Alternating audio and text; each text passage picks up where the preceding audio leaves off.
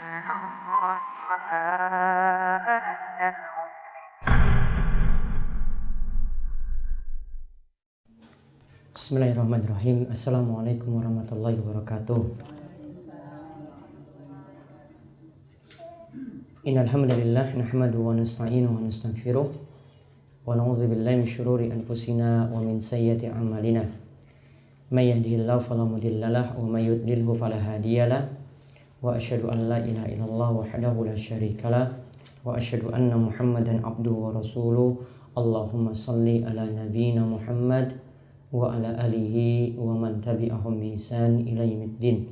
Allahumma anfa'na bima 'allamtana wa 'allimna ma yanfa'una wa zidna ilma.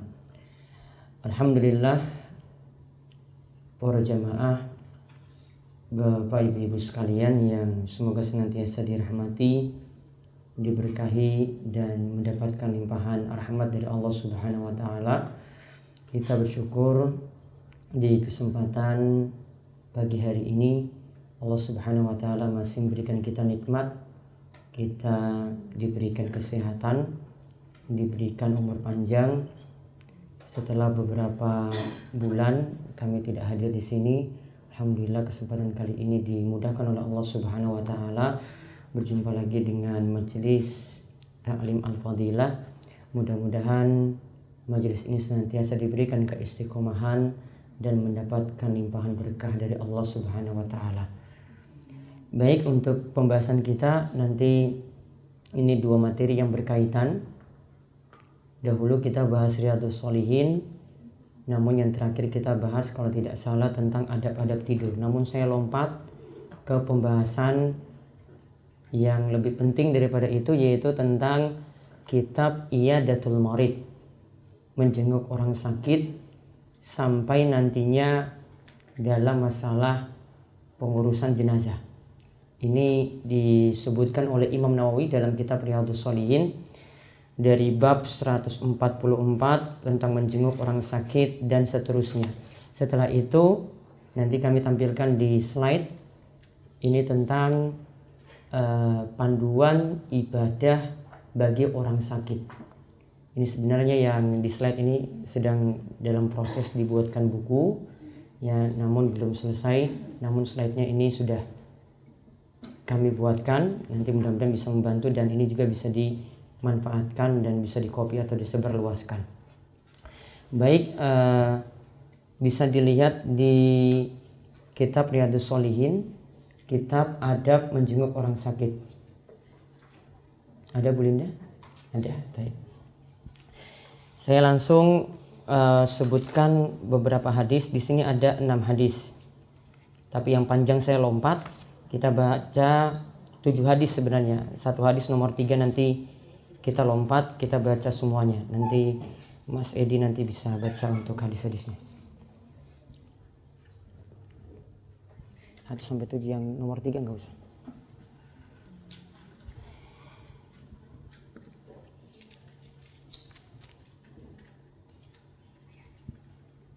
عن البراء بن عازب رضي الله عنهما قال أمرنا رسول الله صلى الله عليه وسلم بعبادة المريض واتباع الجنازة وتشميت العاطس وإبرار المقسم ونصر المظلوم وإجابة الداعي وإفشاء السلام متفق عليه. Dari Al-Bara' bin Azib radhiyallahu anhuma berkata, Rasulullah sallallahu alaihi wasallam memerintahkan kami untuk menjenguk orang yang sakit, mengantar jenazah, mendoakan yang bersin, memenuhi sumpah, menolong yang zalim, memenuhi undangan dan menyebarkan salam. Hadis riwayat Bukhari Muslim. Nah, lihat di situ ada berapa yang diperintahkan oleh Rasul. Iyadatul Marid, menjenguk orang sakit, kemudian mengantarkan jenazah, lalu menjawab bersin, memenuhi sumpah, menolong orang yang terzolimi. Yang keenam, memenuhi undangan. Jadi ketika diundang kita penuhi. Kemudian yang ketujuh, menjawab salam. Nanti kita jelaskan setelah hadis dibaca. Yang kedua, Wa an Abi Hurairah radhiyallahu anhu anna Rasulullah sallallahu alaihi wasallam qala haqqul muslimi 'alal muslimi khamsun raddus salami wa 'iyadatul maridi wa ittiba'ul janaizi wa ijabatud da'wati wa tashmitul 'atisi muttafaqun alaihi. Dari Abu Hurairah radhiyallahu anhu, Rasulullah sallallahu alaihi wasallam bersabda, kewajiban muslim terhadap muslim yang lain itu ada 5: menjawab salam, menjenguk orang yang sakit, mengantarkan jenazah, memenuhi undangan, dan mendoakan yang bersih. Hadis riwayat Bukhari Muslim. Lompat yang 3 dilompat. Wa an Abi Musa radhiyallahu anhu qala Rasulullah sallallahu alaihi wasallam udul marida wa af'imul ja'i'a wa fuqul 'ani. Rawahul Bukhari al-'ani al-asiru.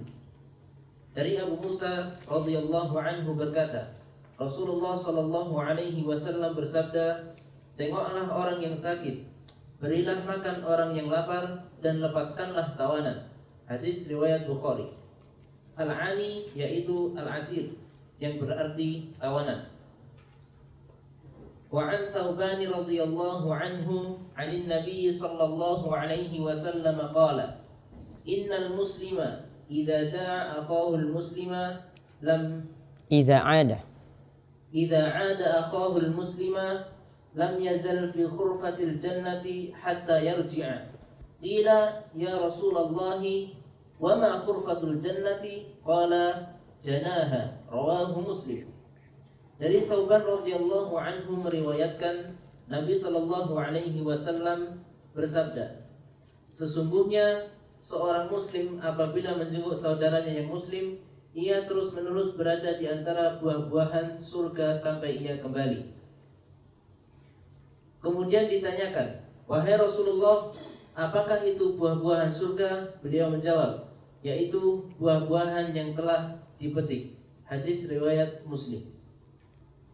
Wa an Ali radhiyallahu anhu qala sami'tu Rasulullah sallallahu alaihi wasallam yaqulu ma min muslimin ya'udu musliman ghudwatan illa shalla alaihi 70,000 malakin hatta yumsi wa in 'adahu 'ashiyatan illa shalla alaihi 70,000 malakin hatta yusbiha wa kana lahu kharifun fil jannati.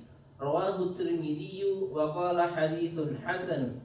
Al-kharifu at-tamarul makhrufu ay al-mujtani. Dari Ali radhiyallahu anhu berkata, aku mendengar Rasulullah sallallahu alaihi wasallam bersabda, tidaklah seorang muslim yang menengok muslim lainnya pada pagi hari melainkan ia akan didoakan oleh 70.000 malaikat. Berapa? 70.000 ya? Sore hari. Dan Terus, jika ia menengoknya pada sore hari, maka ia akan didoakan oleh 70.000 malaikat sampai waktu pagi hari. Dan untuknya buah-buahan yang siap dipetik di dalam surga. Hadis riwayat Tirmidzi. Ia berkata hadisnya hasan, sedangkan Al-Albani mensahihkannya. Al-kharif adalah buah-buahan yang telah dipetik. Wa an Anas radhiyallahu anhu qala kana gulamun yahudiyyun yakhdumun nabiyya sallallahu alaihi wasallam famarida faatahu an-nabiyyu sallallahu alaihi wasallam ya'uduhu faqa'ada 'inda ra'sihi faqala lahu aslim fanadhara ila abihi wa huwa 'indah faqala ati Abul Qasim fa aslama fa kharaja an-nabiyyu sallallahu alaihi wasallam wa huwa yaqulu alhamdulillahilladzi anqadahu minan nari. Rawahul Bukhari.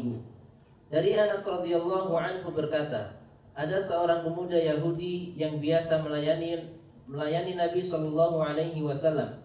Suatu ketika ia jatuh sakit, maka Nabi sallallahu alaihi wasallam pun menjenguknya.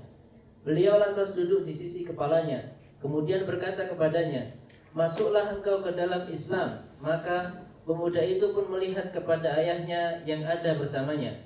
Ayahnya pun berkata, taatilah Abul Qasim. Pemuda itu pun masuk Islam. Kemudian Nabi SAW keluar sambil bersabda, Segala puji bagi Allah yang telah menyelamatkannya dari neraka. Hadis riwayat Al-Bukhari. Sama teks.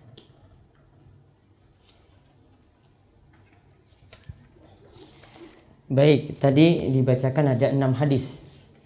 Ini judulnya dibawakan oleh Imam Nawawi, menjenguk orang sakit atau keutamaan menjenguk orang sakit. Di dalamnya itu ada hadis-hadis yang membicarakan tentang hak-hak sesama muslim. Dan di dalamnya juga ada hadis-hadis yang membicarakan ini loh pahala orang yang menjenguk orang sakit. Kemudian juga ada cerita yang terakhir dari Nabi SAW, beliau sempat menjenguk orang Yahudi, yaitu anak Yahudi yang sedang sakit ketika itu. Kita langsung lihat secara umum. Lihat di hadis yang pertama, ya, ini membicarakan tentang hak-hak sesama muslim. Artinya ini yang kita tunaikan sesama muslim. Ya, kita anggap ini adalah tetangga kita atau masih punya hubungan kerabat atau mungkin sama-sama jamaah pengajian atau teman kantor atau ada kenalan. Ya, pokoknya ini sesama muslim, maka hak-haknya yang ada disebutkan di sini. Kita rinci hak-hak sesama muslim yang disebutkan dalam hadis, mulai dari hadis Barra bin Azib.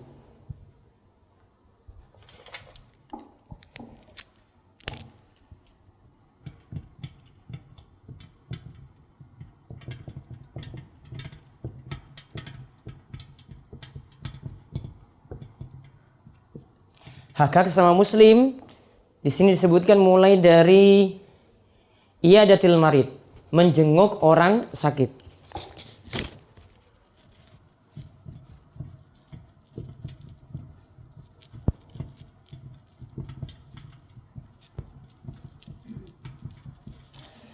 Nah, ini ibu harus pahami, makin dekat hubungan kerabatnya, ya, maka makin berhak kita untuk menjenguk orang sakit tersebut. Makin parah sakitnya juga, makin berhak lagi dia untuk dijenguk. Beda kalau sakitnya itu biasa-biasa saja. Nah, ini menjenguk orang sakit seperti itu.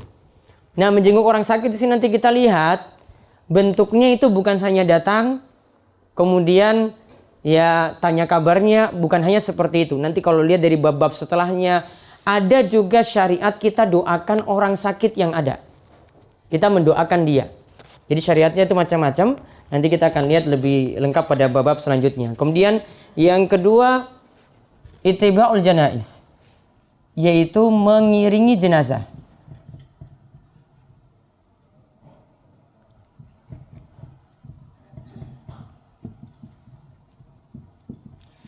Namun di sini para ulama katakan mengiringi jenazah nanti mulai dari pengurusan. Ya, kalau ada yang biasa mengurus jenazah, maka dia punya pahala yang lebih besar sampai nanti masalah kuburnya sampai itu dikuburkan. Mengiringi jenazah berarti mulai dari apa dulu Ibu? Kalau kita mengurus jenazah mulai dari apa dulu? Memandikan. Apa saja yang wajib bagi jenazah dilakukan? Ada 4, yaitu apa? Memandikan, terus mengafani, terus menyolatkan, terus menguburkan. Ini hukumnya apa? Fardu kifayah. 4 ini ya. Ini semuanya termasuk dalam mengiringi jenazah. Jadi bukan hanya memberangkatkan jenazah tadi setelah disolatkan sampai di kuburan, bukan hanya itu. Sebagian ulama katakan mulai dari diurus pertama kali, yaitu dimandikan. Ada tata cara memandikannya sendiri. Kita nanti akan lewati nanti di dalam bab-bab yang nanti akan disebutkan oleh Imam Nawawi. Beberapa pertemuan lagi. Mengafani juga ada nanti keutamaan-keutamaannya yang cara-caranya juga akan dijelaskan. Menyolatkannya juga demikian. Makin banyak jamaah yang menyolatkan, makin banyak dapat syafaat. Syafaat itu artinya doa ampunan untuk jenazah atau untuk mayit. Juga dianjurkan lagi biar dapat syafaatnya mudah. Ingat, syafaat itu artinya doa ampunan untuk orang yang mati tadi. Dibuat softnya itu 3. Ya, itu makin punya peluang juga dapat syafaat. Ya, softnya dibuat 3. Walaupun Yang ada cuma misalnya 10 orang. Ini imam. 1, 2, 3. 1, 2, 3. 1, 2, 3. Gak mesti sampai full. Kanan kiri gak mesti sampai ini sampai full. Enggak. Iya. Pokoknya bikin 3. Bisa jadi di belakang cuma 2 aja gini. Jadi cuma 9 orang. Beda dengan sholat biasa. Kenapa dibentuk 3 di sini? Karena Nabi SAW katakan kalau bentuk 3, peluangnya dapat syafaat, jenazah itu dapat ampunan itu lebih besar. Ada juga dalam riwayat disebutkan 40. Ada juga dalam riwayat disebutkan 100. Makin banyak berarti makin banyak dapat peluang dapat syafaat. Nanti kita akan lihat hadis-hadisnya juga. Ini menyolatkan. Kemudian nanti menguburkan. Menguburkan itu mulai dari yang menggali kubur. Perlu dipahami bahwasanya yang biasanya di Jakarta biasanya disebut apa? Yang biasanya gali kubur. Yang ngurus-ngurus jenazah disebut apa? Kalau di desa itu namanya Pak Kaum, Pak Rois. Di sini disebut apa? Enggak ada penyebutan. Pasti kan di masjid itu ada yang nguruskan 1 orang. Yang punya tanggung jawab kan ada. Pak Imam berarti ya. Pak Imam. Namun kalau yang ini khusus untuk yang gali kubur, ini punya keutamaan sendiri.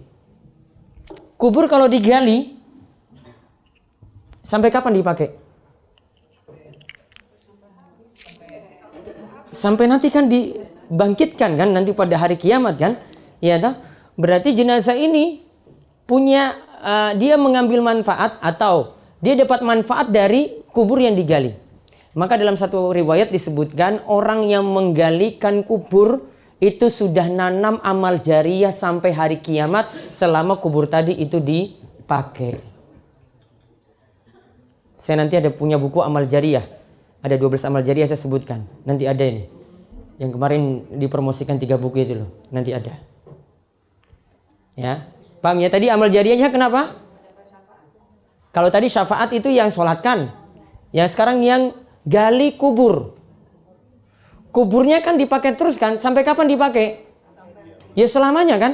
Selamanya dipakai. Berarti kan jenazah tadi dapat manfaat.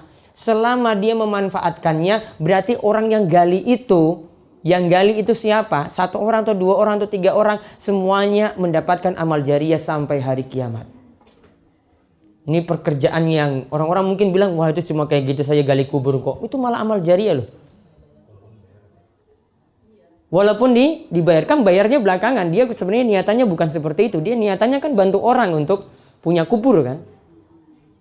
Sama seperti yang tukang azan, kan dia pingin azan saja. Entah nanti dibayar atau enggak, ya itu kan belakangan.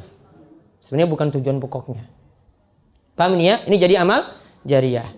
Jadi ada 4 yang merupakan bagian dari mengiringi jenazah. Kemudian yang ketiga lagi. Iya, enggak kelihatan ya. Bentar. Saya cuma manut di sini nih. Ini kelihatan. Oh berarti ada yang nggak bisa lihat warna merah berarti. Yang 3, tashmitul atis, menjawab orang yang bersin. Kalau bersin ucapkan apa? Kita bersin, yang bersin. Alhamdulillah. Perlu pakai sampai alhamdulillahirabbil alamin enggak? Perlu lanjutin sampai alhamdulillahirabbil alamin enggak? Enggak, karena Nabi cuma cukup sampai alhamdulillah, enggak usah nambah. Ya. Kemudian nanti kalau yang dengar dia ucapkan apa? Yarhamukallah. Nah, ini menjawab orang yang bersin tadi, ini maksudnya dengan ucapan yarhamukallah. Nanti yang bersin kemudian mengucapkan yahdikumullah wa yuslih balakum. Namun yang dimaksudkan sini menjawab orang yang bersin, jawab yarhamukallah. Kalau dikatakan itu hak sama muslim, berarti derajatnya ini lebih daripada yang ucapkan alhamdulillah. Jadi baiknya itu dijawab. Ya, baiknya itu dijawab. Bahkan sebagian ulama katakan wajib untuk mengucapkan ini. Yarhamukallah ini sebagian ulama katakan wajib. Padahal yang itu cuma ucapkan alhamdulillah, namun karena kita dengar, kita jawab yarhamukallah. Sama statusnya seperti salam. Orang yang mengucapkan salam itu sunnah. Namun yang jawab salam hukumnya wajib. Menurut sebagian ulama seperti itu. Kemudian yang keempat, Nggak ada lagi jawaban lagi setelah yarhamukallah, langsung yang bersin ucapkan yahdikumullah wa yuslih balakum. Jadi urutannya alhamdulillah. Terus yang dengar itu yarhamukallah, yang bersin lagi yahdikumullah wa yuslih balakum. Ini urutannya. Alhamdulillah, ini yang bersin. Terus yang dengar apa? Yarhamukallah. Sebenarnya ini tinggal main-mainkan domir aja di sini. Yarhamukallah, kalau perempuan jadi yarhamukillah. Kalau 5 orang yang bersin bareng-bareng, yarhamukumullah. Ya misalnya kompak semuanya itu kan. Ya bisa jadi. Terus yang bersin lagi jawab yahdikumullah wa yuslih balakum.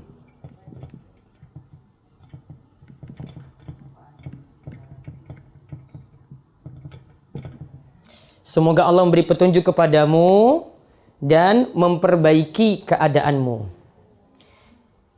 Ini kalau yang bersin, ini ingat, kita bahas hak sesama muslim. Orang Yahudi pernah ingin dapat doa ini. Dia ucapkan alhamdulillah ketika bersin di hadapan Rasul. Biar dapat doa apa? Yarhamukallah, semoga Allah merahmatimu. Biar Rasul nanti kalau dengar ucapkan yarhamukallah. Namun ketika itu dia ucapkan alhamdulillah, Rasul lompat langsung jawab ini. Yahdikumullah wa yuslih balakum. Moga kamu dapat petunjuk. Ya artinya biar kamu masuk Islam. Nah, enggak jawab ini. Jadi kalau ada misalnya teman Nasrani itu tahu aturan kayak gini ya, dia ucapkan alhamdulillah, lompat aja langsung sini. Ya, yahdikumullah wa yuslih balakum. Gak usah kasih tahu alasannya ya, pokoknya saya pengen kamu dapat hidayah.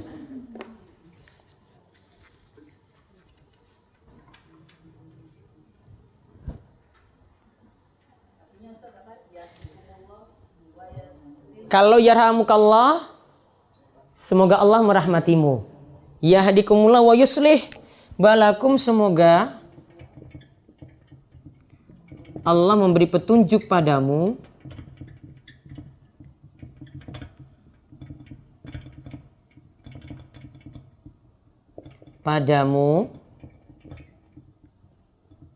dan memperbaiki keadaanmu.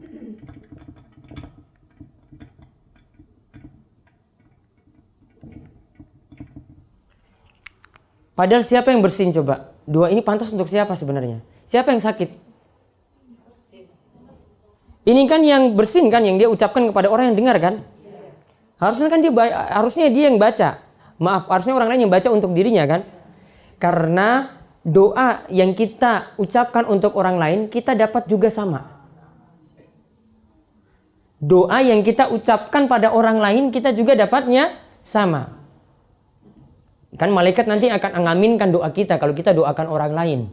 Kita doakan orang lain itu kaya, ya kita nanti juga jadi kaya. Kita doakan orang lain itu sembuh dari penyakitnya, ya kita juga yang lagi sakit jadi sembuh.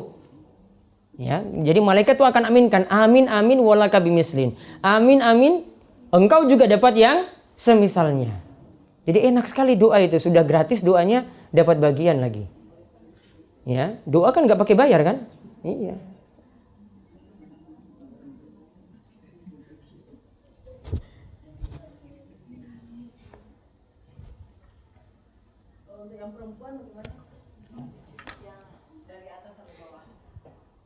Sebenarnya cuma beda K sama Ki aja Bu.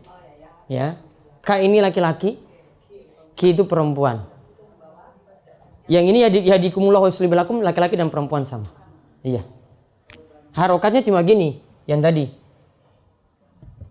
Yarha mu.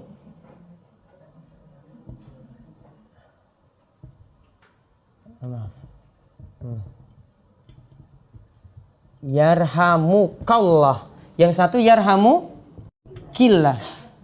Lihat kalau untuk laki-laki ini salah satu contoh. Dalam bahasa Arab sudah ngerti aturan. Laki-laki itu K, harokatnya di atas kan? Kalau perempuan Ki, harokatnya di bawah kan? Berarti laki-laki lebih unggul daripada perempuan. Sudah dihitungkan dalam bahasa Arab. Ya, sudah dibedakan loh. Dalam bahasa kita nggak ada kayak gitu. Dia laki-laki sama dia perempuan sama nggak? Ya sama. Dia ya bisa laki-laki bisa perempuan. Orang Arab nggak, dipisah. Maka laki-laki perempuan tuh nggak bisa bersatu. Sholat harus dipisah. Ini aja beda. Nyebut laki-laki sama nyebut perempuan ka sama ki. Beda harokat atas sama harokat bawah. Namun sudah beda. Maka laki-laki jadi pemimpin bagi perempuan. Cuma dari harokat bisa paham. Luar biasa bahasa Arab kan? Sudah sampai belajar sampai mana Bu Linda? Bahasa Arabnya. Ulang-ulang terus. Mulai lagi dari awal lagi berarti? Ya Allah. Itu harus belajarnya itu berturut-turut. 1 minggu nggak pulang-pulang, di sini saja nginap gitu. Iya betul. Waktu saya belajar tuh 2 minggu nggak pulang-pulang. Ya setelah itu ya jadi paham gitu. Karena kalau pulang ya sampai rumah ya hilang lagi. Balik lagi disuruh ulang lagi, pulang ya hilang lagi, kayak gitu saya terus. Apalagi kalau cuma 1 bulan sekali gitu, sebulan 4 kali, alhamdulillah kalau itu. Yang penting nggak, iya.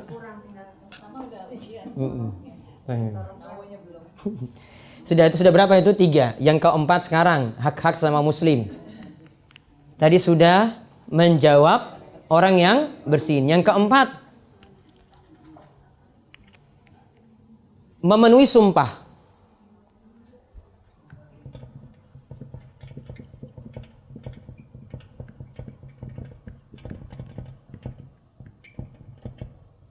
Contoh sumpah pada apa misalnya? Nazar itu sumpah atau enggak? Saya janji kalau anak saya lulus ujian, saya akan puasa 3 hari. Janji enggak itu? Nah, sumpah enggak? Dia sumpah. Diawali dengan wallah, demi Allah. Maka masuk dalam hal ini. Maka kalau sumpah tadi dibatalin, sama dengan nazar itu dibatalin, maka hukumannya ada untuk bayar kafaroh. Kafarohnya sama dengan kafaroh sumpah. Terutama biasanya itu kalau lakukan nazarnya terlalu berat. Kalau anak saya lulus ujian UN nanti tahun ini, saya akan sholat malam 1 bulan full. Berat nggak ini? Yo berat. Kalau berat seperti ini, maka untuk menebusnya, karena dia sudah sumpah, sudah terlanjur sumpah, maka diganti dengan bayar apa? Kafaroh. Kafarohnya apa? Kafaroh sumpah, kafaroh nazar. Pilih 3. Membebaskan 1 orang budak, atau memberi makan 10 orang miskin, atau memberi pakaian pada 10 orang miskin. Pilih salah satu. Saya ulang. Membebaskan 1 orang budak. Wah, ini ditulis terus nih. Membebaskan 1 orang budak. Yang 2, atau memberi makan 10 orang miskin. 10 orang miskin cukup 10 bungkus, masing-masing 1. Di sini ada nasi kucing di sini. Paham nasi kucing? Yang di angkringan itu? Nah, itu kan makanannya sudah layak kan? Sudah layak itu, lauknya enak loh itu. Saya lebih senang makan ini daripada makan yang mewah-mewah. Lebih praktis, lebih cepat gitu. Dan alami, nggak terlalu banyak bumbu-bumbu macam-macam lah. Ya cuma namanya saja Bu, nasi kucing Bu itu. Tapi enak sekali loh. Porsinya sedikit. Nah, tinggal dibanyakin. Namun ingat, 1 porsi, kalau sudah 1 porsi, sudah namanya 1 kali memberi makan. Sama seperti ibu-ibu fidyah dulu. Dulu pernah saya bahas ketika bahas puasa. 1 fidyah cukup 1 bungkus makanan. Berarti kalau memberi makan 10 orang miskin berarti berapa? 10 bungkus. Kalau nasi padang, ya beli nasi padang 10 bungkus lah. Sudah. Itu sudah namanya memberi 10 kali makan. Terus ya, atau memberi pakaian kepada 10 orang miskin. Ya pakaian yang layak. Berikan kepada 10 orang miskin. Ibu punya gamis ya, kumpulin 10, kasih 10 orang. Gak disyaratkan yang baru atau yang bekas di sini. Pokoknya yang masih layak. Nah, kalau 3 ini tidak bisa, Tiga ini tidak bisa. Ya kalau orang kaya bisa ya sudah selesai. Pilih di antara tiga tadi. Namun kalau tiga ini tidak bisa, baru memilih yang kedua. Puasa selama 3 hari, tidak dipersyaratkan berturut-turut. Tidak dipersyaratkan berturut-turut.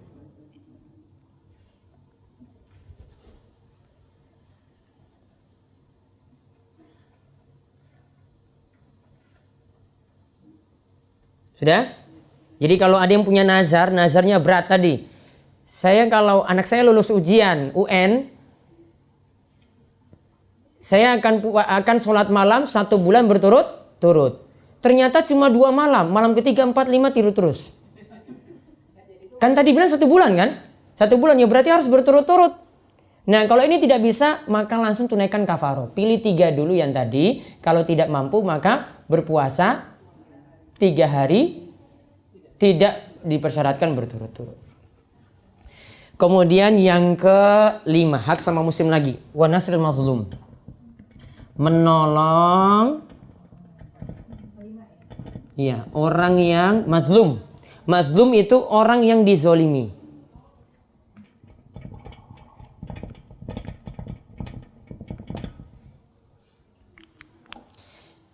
Orang yang dizolimi ini termasuk orang yang terlilit utang rentenir riba.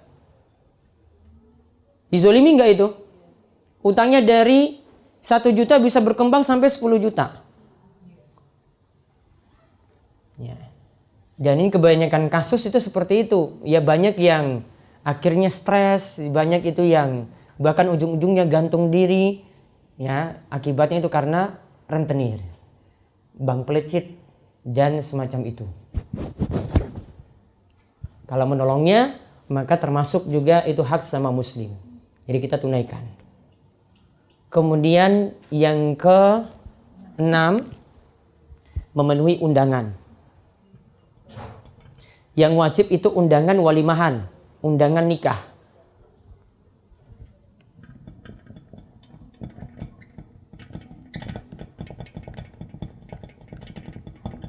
Yang wajib apa tadi? Walimahan atau nikah. Sebagian ulama katakan undangan makan-makan juga masuk wajib. Karena di sini dimaksudkan undangan umum, dan yang namanya undangan yang biasanya paling penting itu makan-makannya. Acara yang mau pakai pengantar, ya habis itu sambutan-sambutan itu kurang penting.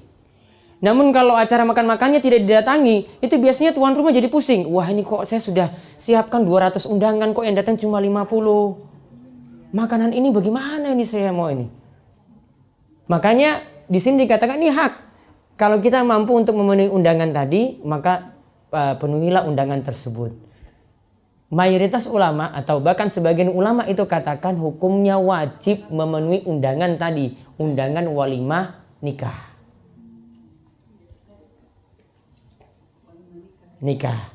Namun ini dengan catatan kata para ulama kalau undangannya per individu,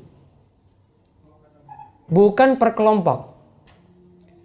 Per kelompok misalnya kepada jamaah majelis taklim al-fadilah, itu per individu apa per ini kelompok? Kelompok.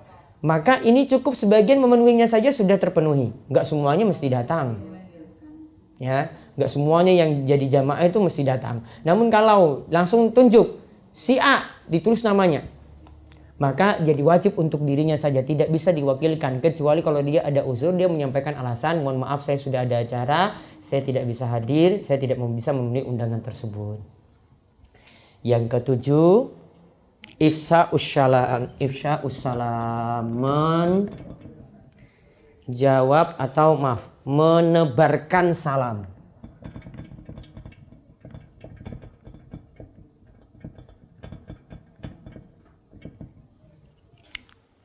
Apa yang wajib di sini menebarkan salam? Kalau mengucapkan salam pertama kali hukumnya sunnah.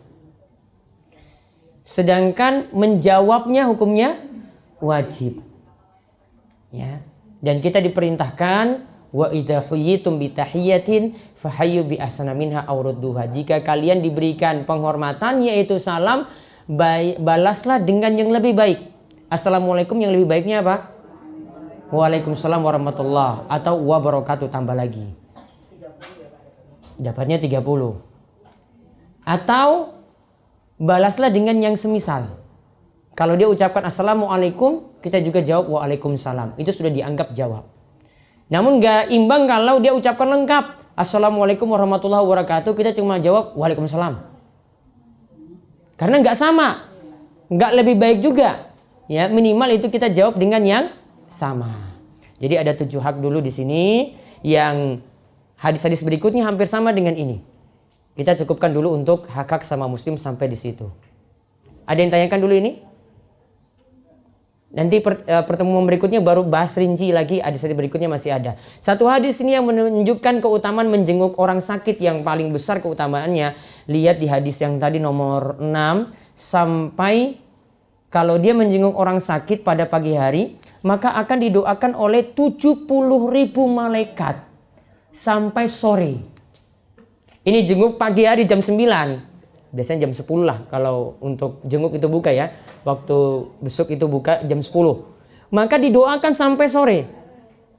Dia jenguknya itu pada sore, maka didoakan lagi sampai pagi oleh 70.000 malaikat. Dan 70.000 malaikat ini jumlahnya sudah banyak, dan malaikat doanya itu diijabahi.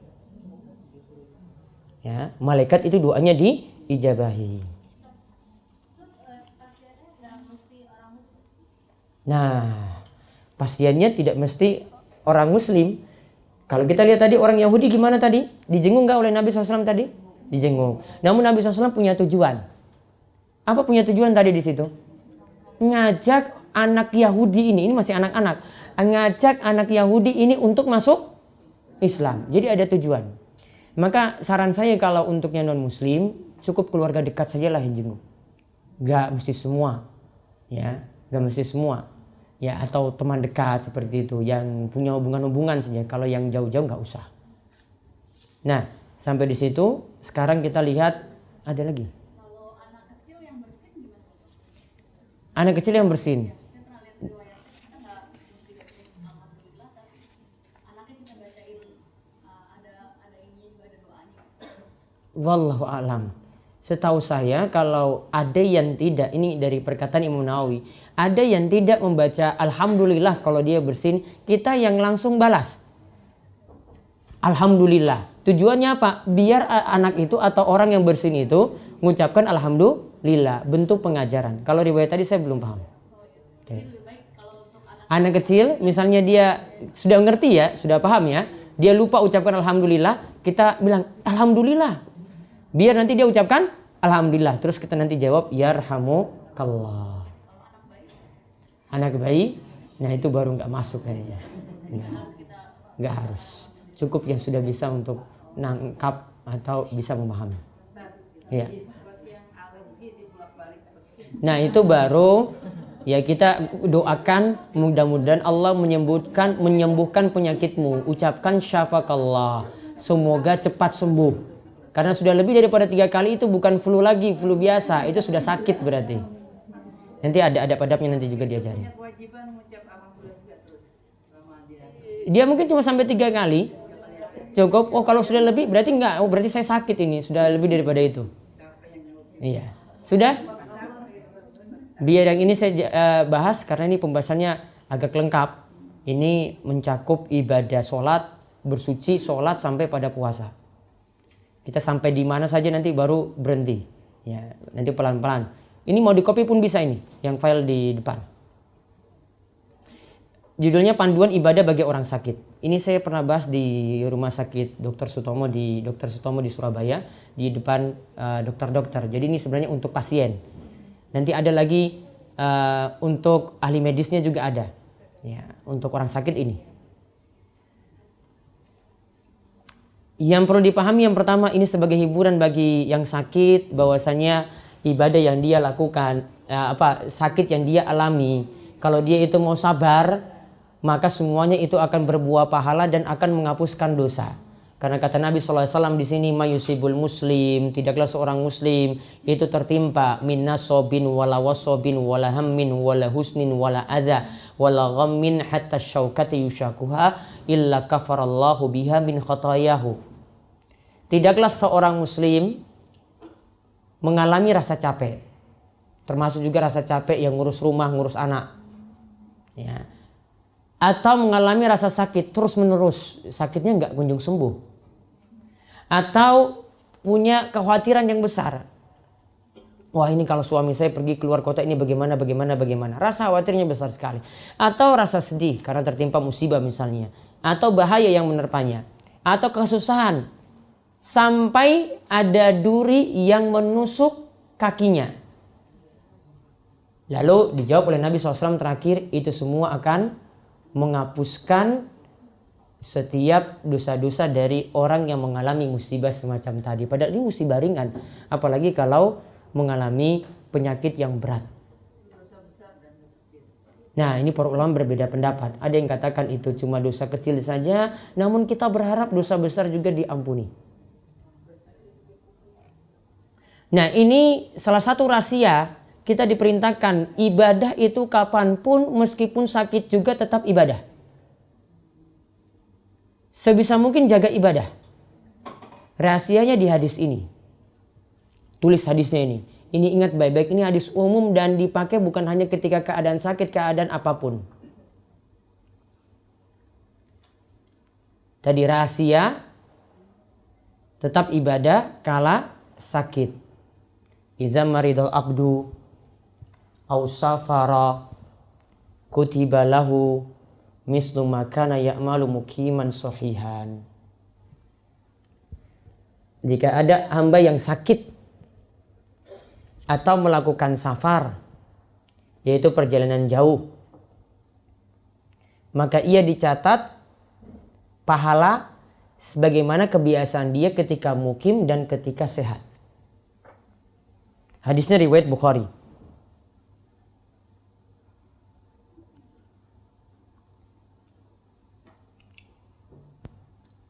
Kalau sakit ingat hadis ini. Saya akan sebutkan rahasianya. Sudah? Iya, berarti saya santai kalau kita sambil wedangan dulu ya. Sama seperti tiang-tiang sepuh di desa berarti. Perlu lambat gitu. Makanya saya bagi kelas-kelasnya di sana itu. Di desa itu saya bagi kelas ibu-ibu muda sendiri. Yang sepuh-sepuh saya sendirikan. Yang sepuh-sepuh itu super lambat sekali. Iya, Masya Allah. Sama berarti ngajar orang desa kayak gini juga. Saya kira orang kota itu harus cepat-cepat gitu. Arabnya gak usah ditulis yang artinya. Artinya itu yang penting itu. Ditempel nanti di rumah ketika pulang itu biar tahu. Jadi sakit gak pernah sedih kita kalau dengar hadis ini. Kita sakit gak pernah sedih. Mau safar pun juga gak pernah sedih, gak pernah khawatir. Saya gak bisa ibadah ini, gak bisa ibadah ini, gimana ya? Saya lagi sakit, gak bisa sholat tahajud. Saya lagi sakit, gak bisa sholat duha. Rahasianya di sini.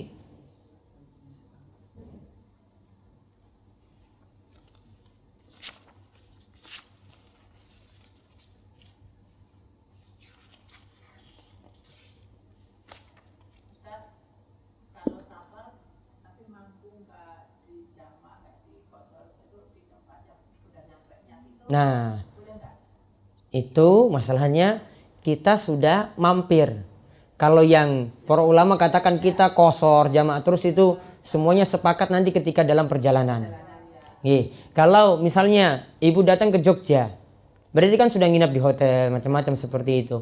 Maka nanti di sini para ulama katakan lihat, kalau dia nginap di situ atau tinggal di situ waktunya lebih daripada 4 hari, berarti niatannya sudah mukim.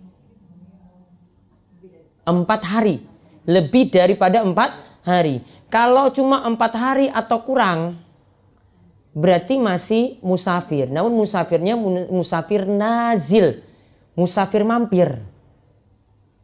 Maka saat itu, meskipun misalnya 3 hari, boleh qashar, boleh jamak. Boleh enggak juga, karena enggak wajib menurut jumhur atau kebanyakan ulama. Nah nanti ibu-ibu lihat di buku itu. Ada di depan buku traveling itu. Tentang masalah safar ada di buku traveling. Sudah?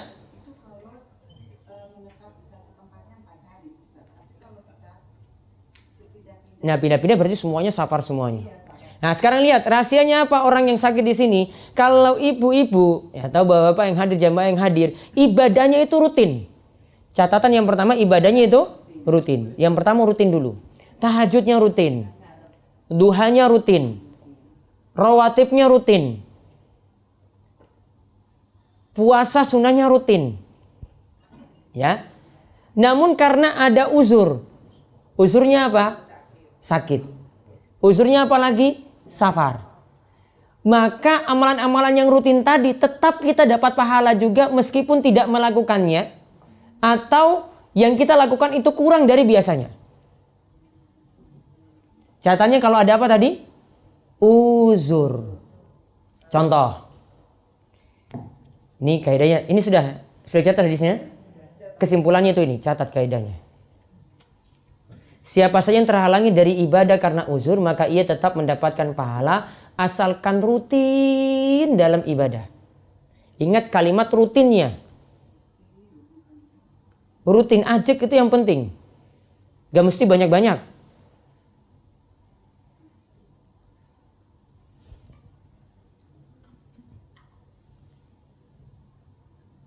Ini kaidah ya. Nanti diterapkan untuk masalah apapun masuk.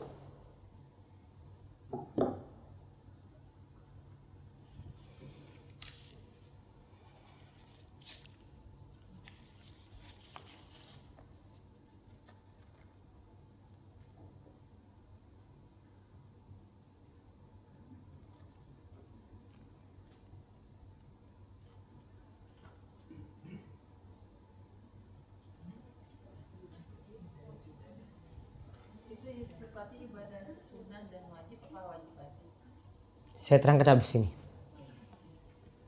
Sudah? Kaidahnya apa? Coba baca bareng-bareng. Siapa saja yang terhalang dari ibadah karena uzur, maka ia tetap mendapatkan pahala asalkan rutin dalam ibadah. Dulu, ya ini sebelum sakit ini ya. Sebelum sakit rawatibnya nggak pernah absen, nggak pernah ditinggalkan sama sekali. Qobliyah subuh rutin. Qobliyah zuhur berapa rakaat? Nanti tambah lagi jadi 4 ya. Tambah lagi jadi 4. Kalau qobliyah zuhur qobliyah subuh berapa? 2. Qobliyah zuhur, oh berarti saya salah sebut berarti. Ya. Ba'diyah zuhur 2. Qobliyah asar, rawatibnya nggak ada. Rawatibnya nggak ada. Mau sholat sunnah biasa boleh, mutlak. Qobliyah maghrib tidak ada rawatibnya. Sholat sunnah masih boleh. Ba'diyah maghrib 2. Qobliyah isya tidak ada rawatib. Ba'diyah isya 2. Berarti yang ada yang rawatibnya tadi diulang. Qobliyah subuh 2 ya. Qobliyah zuhur 4 jadi 6. Terus ba'diyah zuhur 2 8. Kemudian ba'diyah maghrib sudah 10. Kemudian ba'diyah isya. Berapa berarti totalnya? 12. Janjinya kalau rutin 12 rakaat pahalanya apa? Bunyalahu baitan fil jannah, akan dibangunkan baginya rumah di surga. Aisyah katakan dijaga rutin. Kalau sekarang hari ini saya malas lah. Ya nggak dapat kalau begitu. Ya, Aisyah katakan dijaga man sabaro. Kalimat Aisyah itu dia katakan dalam hadis man sabaro, siapa yang rutin. Berarti ini dijaga terus. Namun kalau ibu-ibu nggak bisa di sini karena sakit sekarang. Pikirannya nggak bisa konsen untuk melakukan rawatib, hanya bisa untuk sholat wajib saja. Subuh ya, saya mau subuh saja. Ya kalau sempat qobliyah ya sudah saya qobliyah. Kalau enggak ya dia tinggalin. Ya saya sholat subuh, setelah itu istirahat lagi. Zuhur, saya nggak bisa qobliyah lagi. Dia juga nggak bisa, saya mau sholat zuhur seperti biasa 4 rakaat. Ibu-ibu tinggalkan tadi itu karena uzur. Tetap dicatat seperti melakukannya ketika sehat. Sehatnya lakukan nggak? Lakukan. Berarti dicatat seperti itu. Namun ketika sehat, kalau sudah malas-malasan ya dicatat seperti ketika dia malas-malasan saat sehat. Jadi kuncinya pada kata apa? rutin. Rutin dalam ibadah.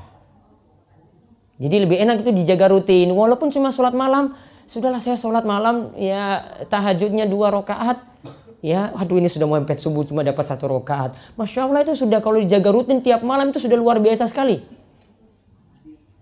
Kalau sudah hitung-hitung 3 dikali 360 satu tahun lah, 300 kali lah untuk 1 tahun itu sudah berapa coba? 3 rakaat saya sudah 900 kan? Beda kalau orang cuma malam ini semangat-semangat ya, nanti bulan depan lagi baru semangat-semangat lagi. Mungkin cuma hitungannya tidak sampai 900 rakaat tadi. Ya, mendingan itu sedikit, yang penting rutin atau ajak daripada banyak namun lakukannya cuma sebulan sekali. Gitu. Sudah? Ya, ini paham kaidah ini ya. Sekarang pertanyaannya, misalnya Bapak-bapak. Sekarang sudah masuk sholat jamaah. Allahu Akbar. Kentut di tengah-tengah sholat. Wudu kan? Ambil air wudu ulang. Datang kembali. Imamnya sudah selesai. Dapat pahala jamaah enggak? Dapat pahala jamaah atau tidak? Tadi cuma dapat separuh loh. Tetap dapat. Karena ada apa? Uzur. Saya mau niat jamaah kok, namun saya nggak bisa tahan kentut saya buang kentut saya, terus saya wudu. Kembali sudah habis, saya dapat pahala jamaah tadi. Ya, rahasianya situ karena ada uzur. Kita punya kebiasaan puasa Senin Kemis. Namun pas hari Senin atau Kemis lagi pergi safar. Sudahlah saya nggak puasa. Berat. Nanti sampai ke tempat tujuan nanti ada yang traktir makan lagi, ada yang pengen kumpul-kumpul lagi, nggak bisa, nanti pasti batal. Ya, karena penuhi undangan teman daripada saya puasa sunnah kan, mendingan kan kita nyenangkan orang lain, ya, yaitu kita batalkan puasa, artinya tidak puasa daripada puasa sunnah yang cuma hukumnya sunnah. Dia dapat pahala nggak ketika dia tinggalkan itu? Tetap dapat, karena dia jadi rutinitas Senin Kemis terus. Jadi nggak usah khawatir. Ya, gak usah khawatir kalau yang penting ibadah kita tadi rutin ajak. Jadi kuncinya pada kata rutin ajak. Pahalanya luar biasa seperti itu. Nah sekarang sambil selingi lihat saya tunjukkan doa ini dulu. 15, 17, 20 tadi. Yang belum dapat saya sudah copy 40 lembar kayaknya. Itu cukup. Yang bapak-bapak sudah? Sampun? Yang 15 itu doa. Ini kalau ibu-ibu cuma sakitnya ringan, sakit gigi misalnya. Ya. Pegang giginya atau bagian yang sakit. Kepalanya lagi pusing lah ya. Mau kepala apa gigi? Ya, kepala. Ya. Pegang bagian tubuh yang sakit, terus kita lakukan ruqyah. Ingat ruqyah itu tidak selamanya tujuan untuk orang kesurupan. Ini namanya ruqyah juga. Jangan kira ruqyah itu untuk orang kesurupan saja, enggak. Ibu-ibu sakit ringan saja itu ada namanya ruqyah. Ini ruqyah juga kita praktekkan, namun ruqyahnya untuk diri sendiri. Ruqyah untuk diri sendiri lebih utama daripada diruqyah oleh orang lain. Pernah dengar hadis 70.000 orang yang masuk surga tanpa hisab, tanpa azab? Apa di antara syarat-syaratnya disebutkan?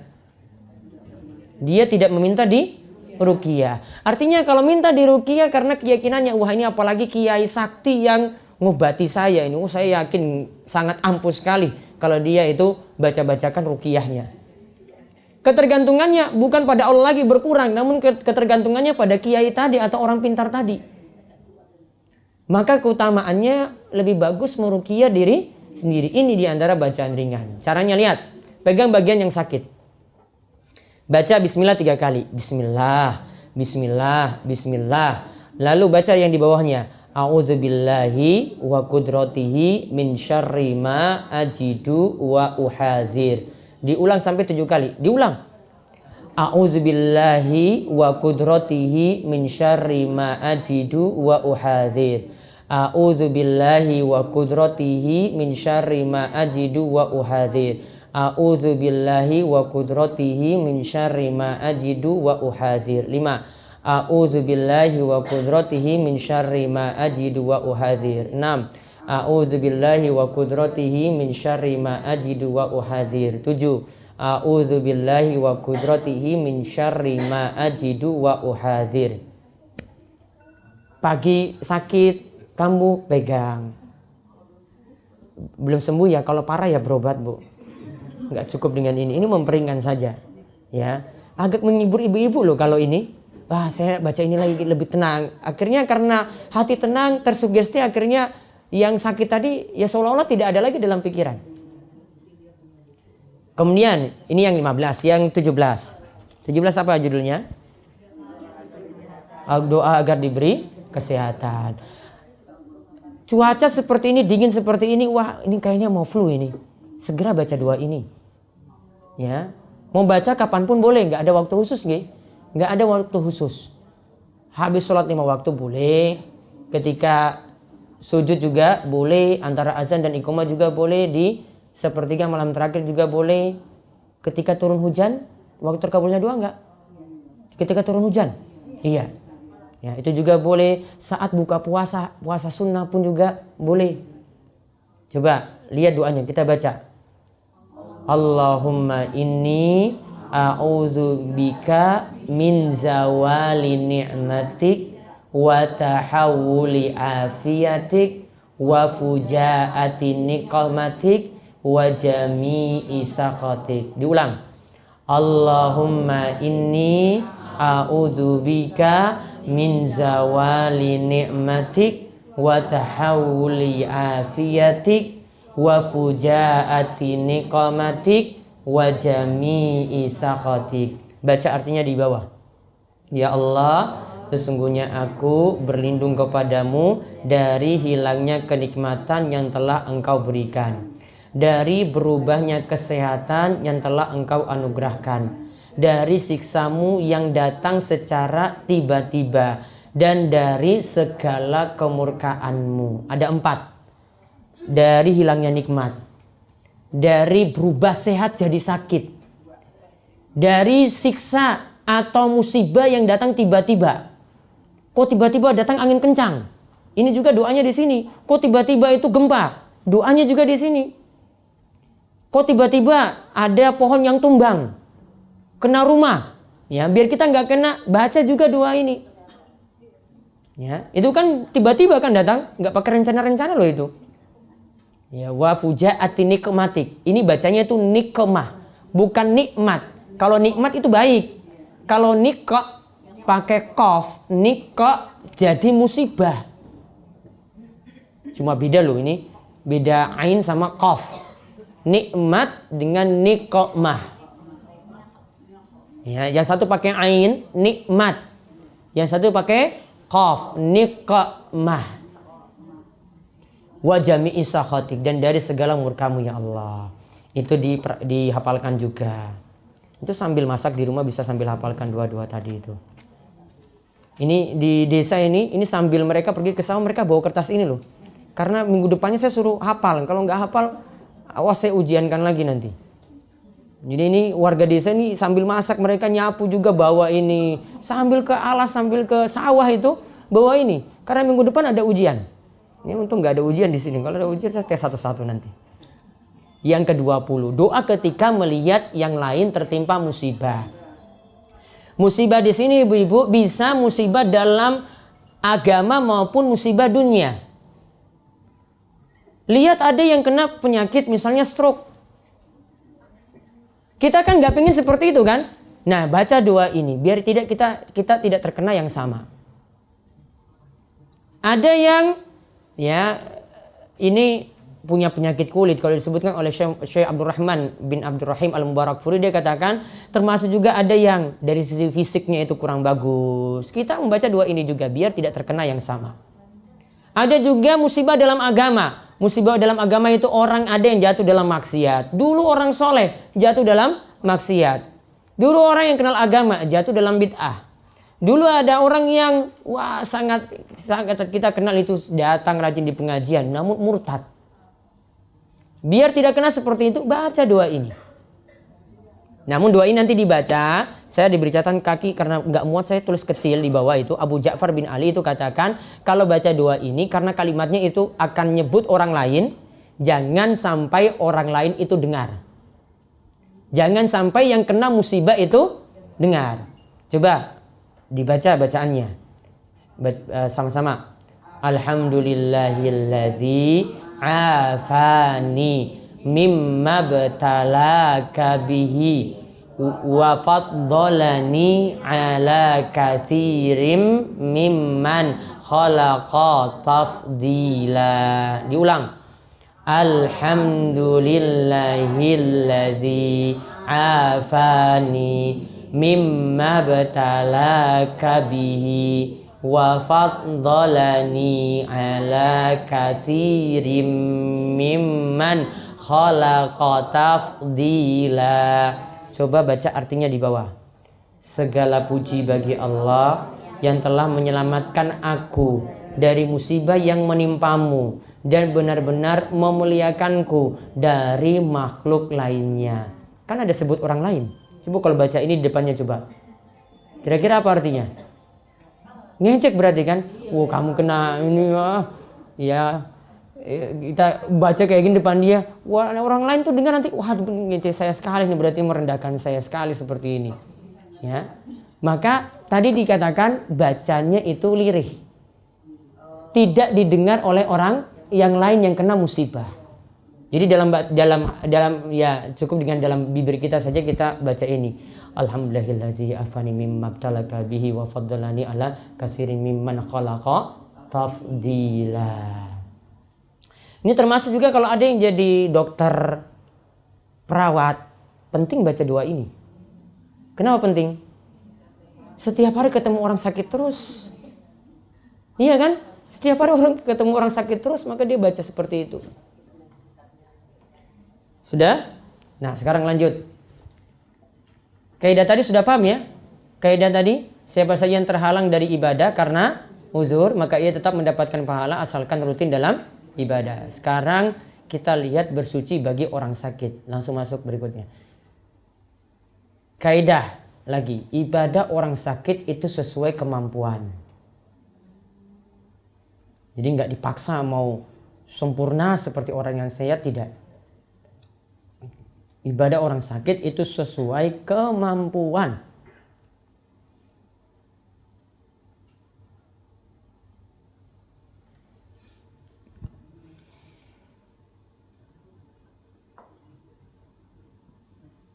Sudah? Dalilnya ini. Dalilnya nggak usah dicatat. Yuridullahu bikumul yusra wala yuridu bikumul usra.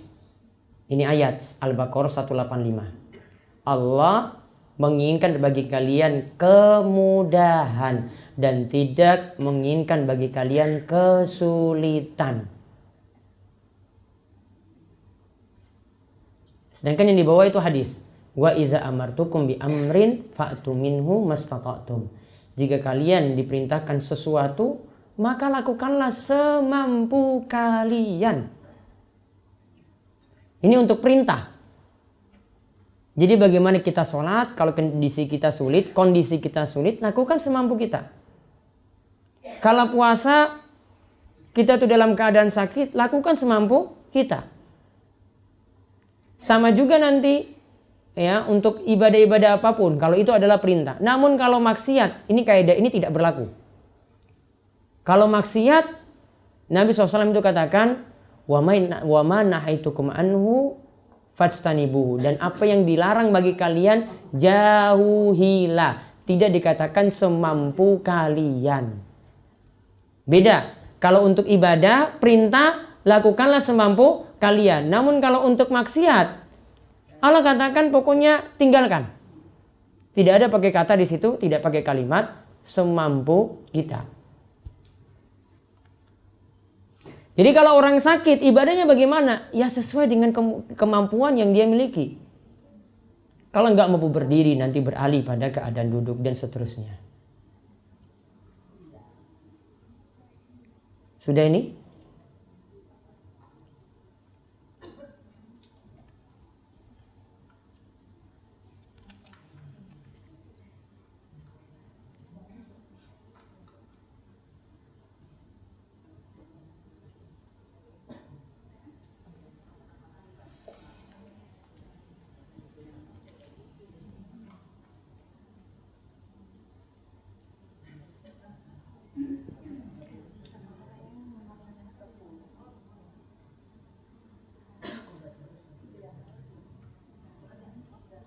Sudah ya? Lihat yang berikutnya. Ini langsung tentang masalah bersuci. Bersuci bagi orang sakit. Yang pertama, tetap kalau mampu bersuci dengan air. Ini asal atau pokok.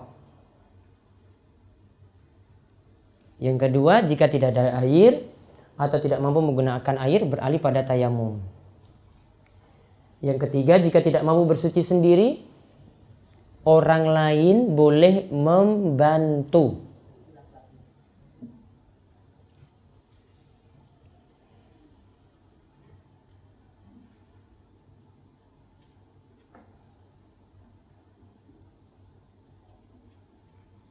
Ingat, air itu hukum asalnya ya, kalau bersuci itu menggunakan air. Airnya bentuknya bagaimana ibu-ibu?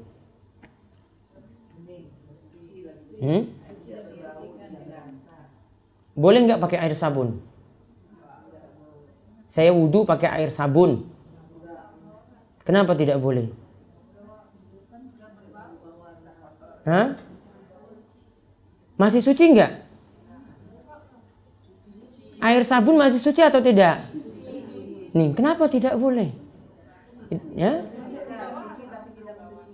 Suci namun tidak mensucikan. Kalau yang suci dan mensucikan seperti air apa? Air hujan, air sumur, sungai, laut. Suci mensucikan enggak? Air laut. Dan yang semacam itu. Kalau sudah ada campuran dengan benda suci, dan benda sucinya itu akhirnya mendominasi seperti air sabun, maka tidak bisa digunakan lagi untuk berwudu atau untuk mandi. Ibu-ibu kalau mandi junub bagaimana? Pakai air sabun atau pakai air biasa?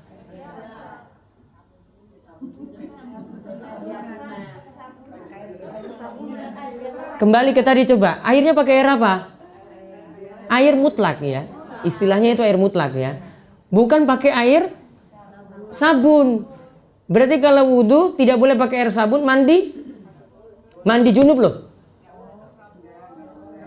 Boleh atau tidak? Ada perselisihan di antara para ulama. Amannya pisahkan antara air mutlak dengan air sabun. Jadi mandi dulu untuk junubnya pakai air biasa.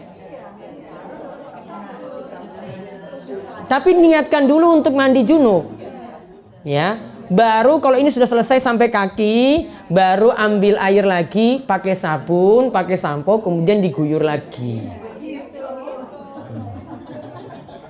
Jadi nggak boleh, yang tidak boleh tadi sebagian ulama katakan, langsung campur, saya pakai sabun, pakai sampo langsung, ini sudah niatan saya mandi junub. Ini para ulama katakan tidak seperti ini. Sebagiannya seperti Ibnu Taimiyah masih boleh. Namun amannya seperti itu. Rukun mandi, apa saja rukun mandi? Kalau rukun wudu, ada berapa rukun wudu? Saya ulang pelajaran SD nih, nggak apa-apa. Soalnya pelajaran dasar dan penting. Rukun wudu. Rukun wudu lihat di Al-Maidah ayat 6, dibuka. Al-Maidah ayat 6. Ada yang bawa Al-Quran, coba dibaca. Bacakan artinya. Ada berapa anggota tubuh yang disebut di situ? Al-Maidah ayat 6. Hai orang-orang yang beriman, apabila hendak mengerjakan sholat, basuhlah muka, 1. Terus tangan sampai siku, 2. Terus kepala 3. Terus basuh kakimu sampai mata kaki. Ada berapa disebut? Coba diulang. Dari mana? Wajah, tangan sampai siku, kepala, kaki. Ada berapa berarti rukun? 4. Ditambah berturut-turut jadi 5. berturut-turut. Jadi nggak boleh kaki dulu baru kepala, nggak boleh. Berurutan. Iya, berurutan lah. Istilah Arabnya itu tartib atau tertib. Telinga masuk mana? Kepala masuk, telinga masuk kepala. Karena Nabi katakan wal uzunani minar ro'si. Telinga bagian dari kepala. Sehingga telinga dan kepala ini disatukan. Sekarang rukun mandi. Ada berapa? Sama di Al-Maidah ayat 6. Lanjutkan. Maka mandilah, dan jika kamu sakit atau Enggak, tadi sebelumnya sampai kaki hingga mata kaki, lalu sampai dengan kedua mata kaki, dan jika kamu junub, dan jika kamu junub wa in kuntum junuban maka mandilah. Disebut apa? Mandilah. Rukun mandi cuma satu. Yaitu apa? Mengguyur air ke seluruh badan. Berurutan atau tidak? Ada kita pakai urutan, kepala dulu baru tangan baru kaki, atau terserah. Dalam ayat ada urutan nggak? Coba lihat. Ada nggak di situ sama dengan wudhu? Sebut dari kepala nggak? Sebut dari kaki dulu nggak? Nggak. Berarti untuk syarat berturut-turut tidak ada di situ. Syarat berurutan nggak ada untuk mandi. Berarti cuma mengguyur air ke seluruh badan. Misalnya hujan-hujan kayak gini loh. Saya junub, terus saya mandi-mandi hujan. Wah, ini pokoknya saya basahi seluruh badan. Saya nggak perhatikan ini mau kena tangan dulu, mau kena kepala dulu, mau kena kaki dulu. Pokoknya saya guyur air ke seluruh badan. Sah atau tidak mandinya? Sah, karena ayat cuma katakan wa in kuntum junuban fattahharu. Jadi rukun mandi apa? Cuma satu, mengguyur air ke seluruh badan. Tidak dipersyaratkan pakai urutan dari kepala, ke badan, tangan, kaki, tidak. Pokoknya air ada yang kena ke seluruh badan, itu saja. Tapi kalau yang saya pernah tahu katanya wudhu dulu. Nah, itu sunnah. Yang kita bahas tadi apa? Rukun. Rukun itu wajib. Kalau tinggalkan wudhunya tadi, airnya terbatas. Cuma bisa untuk guyur badan aja. Gak mungkin wudhu, ya sudah saya guyur air ke seluruh badan, terus sudah dikatakan suci. Kalau sudah mandi seperti itu tidak perlu lagi wudhu. Kenapa? Karena mandi sudah hilangkan hadas besar. Kalau besar sudah hilang, ya kecil otomatis juga hilang.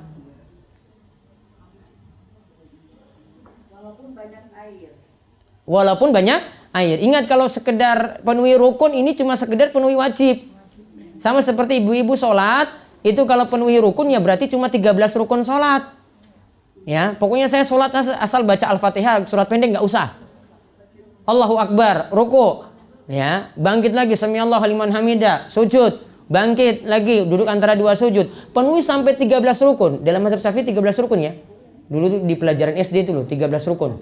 Diulang lagi nanti, lihat buku anaknya. 13 rukun. Sekedar penuhi rukun, sholatnya sudah sah. Sedangkan di luar 13 rukun tadi masuk sunnah. Nanti dilihat-lihat lagi.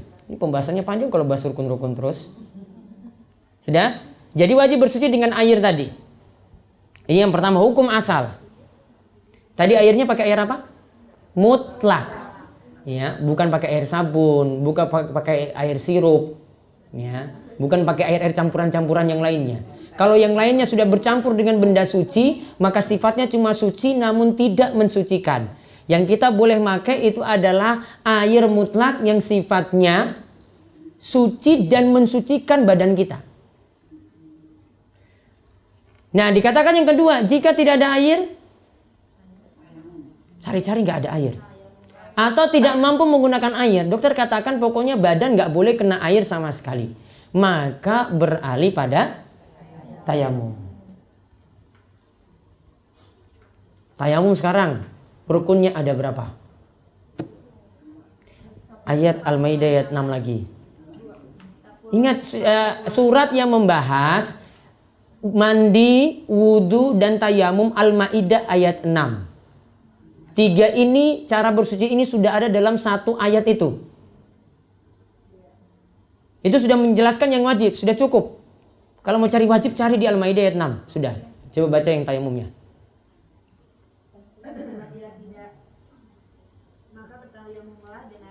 Enggak sebelumnya, dari mandi dulu, dari mandi.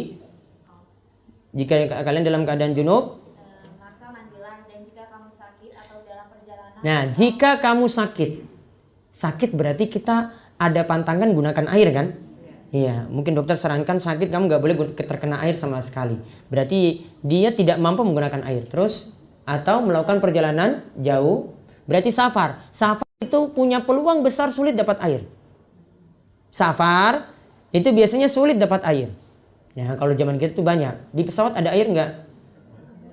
Di pesawat ada air atau tidak? Beralih pada tayamum atau gunakan air? Hukum asalnya tadi apa? Bersuci?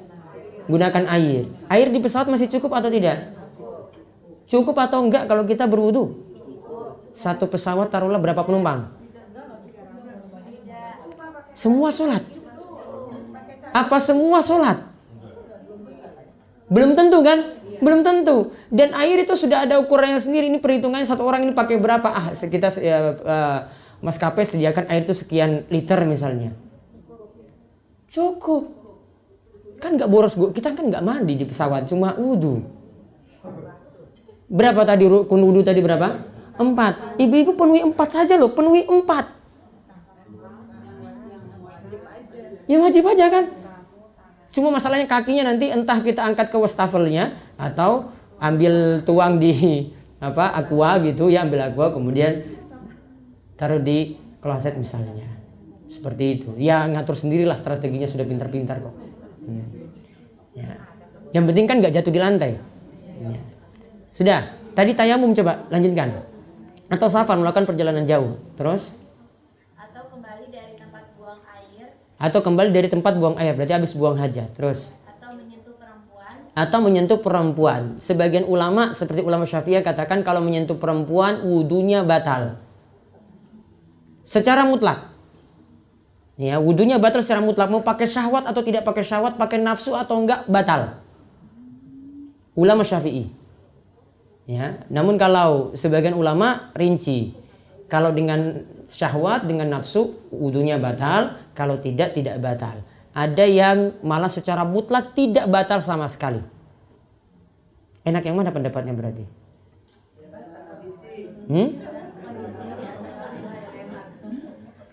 Ya kalau pilih enak-enak ya tidak batal sama sekali ya kan, enak sekali itu. Ya namun yang pertengahan lebih bagus tadi ya, kalau dengan syahwat batal wudunya, kalau tidak ya tidak batal. Kalau lagi tawaf pakai syahwat nggak? Orang tawaf itu untuk kanan kiri pakai syahwat? Ya enggak lah. Masa senggol-senggol pakai syahwat? Ya enggak kan. Saya mau keliling Ka'bah 7 kali kok masih pikirannya seperti itu. Itu kan orang aneh berarti. Kan nggak masalah, nggak batal berarti kalau pakai pendapat ini. Terus? Lalu kamu tidak memperoleh air. Lalu tidak memperoleh air. Cari-cari air tidak ada. Maka bertayamumlah dengan tanah yang baik. Nah, fatayammamu sha'idan thayyiba. Maka bertayamumlah dengan debu yang suci. Ya, terus? Sapulah mukamu. Nah, lihat. Sapulah mukamu. 1. Terus? Dan tanganmu dengan tanah itu. Dan tanganmu dengan tanah itu. 2. Muka dan tangan. Terus? Dan Allah tidak hendak menyulitkanmu, tetapi Dia hendak membersihkan kamu dan menyempurnakan nikmat-Nya bagimu. Nah, supaya kamu bersih. tadi tayamum disebutkan berapa anggota tubuh yang diusap? 2. Yaitu apa? Muka dan tangan. Tangannya ada kata-kata siku nggak di situ? Nggak ada. Ayat wudhu ada kata-kata siku nggak? Ada. Berarti beda nggak antara wudhu dan tayamum? Beda. Kalau wudhu disebut ya sampai siku. Ya, sampai siku. Ilal mirfaqain. Ayat tayamum tidak disebutkan sampai siku. Berarti cara tayamum dengan wudhu beda. Kalau seandainya sama sampai siku, harusnya kan disebutkan diulang juga kan? Tangan sampai siku, namun tidak diulang. Berarti ya untuk tata cara tayamum ada 2 anggota yang diusap. Saya katakan bukan dibasuh. Kalau dibasuh itu seperti dialirkan. Ya, kalau diusap berarti cukupkan tangan kita ini ada debunya, terus diusap ke muka, terus telapak tangan. Di sini kalau lihat dalam riwayat Ammar bin Yasir sebutkan sebaliknya. Ammar bin Yasir itu sebutkan Rasulullah SAW ajarkan ketika dia itu saat dalam keadaan junub. Ammar bin Yasir itu punya pikiran, kalau wudhu saya tidak mendapati air, saya tayamumnya cukup mengusap wajah dan telapak tangan atau tangan dan wajah. Berarti kalau mandi kan harus mengguyurkan air ke seluruh badan. Berarti kalau untuk ganti mandi ke tayamum berarti sama juga harus mengguyur debu ke seluruh badan. Maka Ammar bin Yasir ketika itu guling-guling ke tanah. Ammar bin Yasir ketika itu guling-guling ke tanah. Kenapa dia guling-guling ke tanah? Kalau mandi saja kan air harus kena seluruh badan, ya berarti kalau tayamum, iya logikanya pas kan? Namun Rasulullah SAW tegur dia. Dia ceritakan pada Rasul ini. Ya. Hikmahnya di sini akhirnya dia belajar. Ya, orang yang nggak tahu ya, ini kira-kira benar nggak? Ya tanya. Dia tanya pada Rasul. Rasul, waktu saya dalam keadaan junub. Yang saya pahami tadi kalau wudhu ganti tayamum ya mengusap wajah telapak tangan. Sekarang saya ini junub. Junub diperintahkan mandi. Mandi itu mengguyur air ke seluruh badan. Berarti saya ya mengguyur debu ke seluruh badan. Saya guling-guling ke tanah seperti hewan, dia ceritakan. Saya guling-guling ke tanah itu seperti hewan tuh guling-guling. Maka ketika itu Rasulullah SAW itu contohkan langsung kepada Ammar bin Yasir. Ini tata cara wudhu yang diajarkan langsung. Yaitu kalau engkau ingin tayamum maka yakfika hakaza. Cukup seperti ini. Tepuk tanganmu itu ke debu. Cuma disebut sekali. Ya. Lalu usap tanganmu. Di sini dimulai dari usap tangan kata Ammar bin Yasir. Ya. Lalu wajahmu. Terbalik nggak dengan ayat tadi? Terbalik nggak? Karena riwayat ini dengan ayat ini disebutkan berbeda. Ingat, ayat dan hadis ini tidak boleh kita saling pertentangkan, nggak boleh. Maka cara komprominya bagaimana? Kita katakan ada yang memulai dari wajah dulu baru tangan, boleh. Ada juga yang tidak berurutan, mulai dari tangan dulu baru wajah juga boleh. Berarti syarat berurutan tidak ada pada tayamum. Cukup dari ayat Al-Quran kan? Iya. Insya Allah. Belum pernah dengar pembahasan itu. Ini pakai fikih dari ayat Al-Quran saja, nggak usah pakai hadis panjang-panjang. Mau puasa juga bisa pakai ayat juga, cukup. Jadi tayamum berapa anggota tubuh yang diusap? Dua. Yaitu apa? Muka dan telapak tangan. Telapak tangan sampai siku enggak? Tidak. Pakai berurutan atau tidak? Tidak dipersyaratkan berurutan. Sudah? Baik. Sekarang kalau tadi tidak ada air atau tidak mau menggunakan air maka beralih pada tayamum. Nah, untuk bersuci tadi ada yang ingin wudhu tidak bisa sendiri. Maka orang lain boleh bantu. Yang boleh bantu ini siapa? Kalau dengan yang sejenis ya perempuan dengan perempuan boleh. Kalau dengan yang lawan jenis yang sama-sama mahram. Ini sama seperti halnya kalau ingin memandikan jenazah. Memandikan jenazah itu hanya boleh yang sesama jenis. Jenazahnya perempuan dimandikan juga oleh perempuan. Kalau yang lawan jenis hanya boleh kalau dalam riwayat cuma boleh suami istri. Aisyah itu pernah ini dialog antara Aisyah dengan Rasul Sallallahu Alaihi Wasallam. Rasulullah pernah mengatakan pada Aisyah, kalau kamu meninggal duluan, saya akan memandikanmu. Suami istri kan? Suami istri. Berarti boleh. Namun ketika putri Nabi Sallallahu Alaihi Wasallam itu meninggal dunia. Putri Nabi SAW meninggal dunia. Harusnya yang punya kesempatan untuk memandikan putrinya sendiri ya bapaknya. Namun ketika itu Rasulullah SAW menunjuk para sahabiyah, para sahabat wanita untuk memandikan putrinya. Berarti kalau dengan lawan jenis bapak dan anak tidak berlaku untuk memandikan jenazah. Namun kalau ini ya, ini untuk mandi tadi ya, maka kalau mandi baiknya pakai aturan tadi. Yang boleh ini cuma suami istri saja. Kalau untuk lawan jenis. Namun baiknya dilakukan yang sama jenis. Sudah yang ini? Lanjut lagi. Masih bersuci. Ini masih aturan lagi. Jika ada luka, wah ini sudah ada luka ini, maka luka tersebut tetap dibasuh dengan air kalau bisa, kalau boleh. Apabila berdampak jika dibasuh dengan air, maka beralih pada luka tersebut diusap. Jika diusap berdampak sesuatu, maka baru beralih pada tayamum. Tahu ya tadi ada istilah apa? Basuh. Ada istilah usap. Coba ditulis dulu.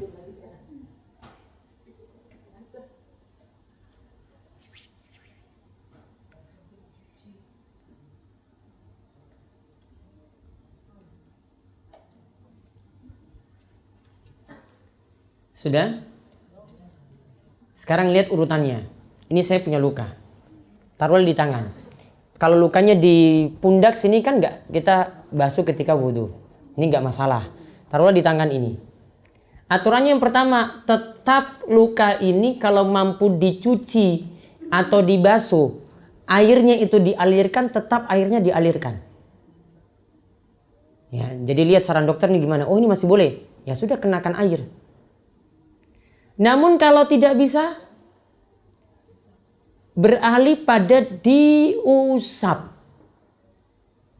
Diusap, tangannya cuma basah, ya, kerannya jangan lain, terus dibasahin aja. Seperti kita ngusap kepala. Ngusap kepala kan diusap, bukan dialirkan. Kalau dialirkan tuh diguyur gitu.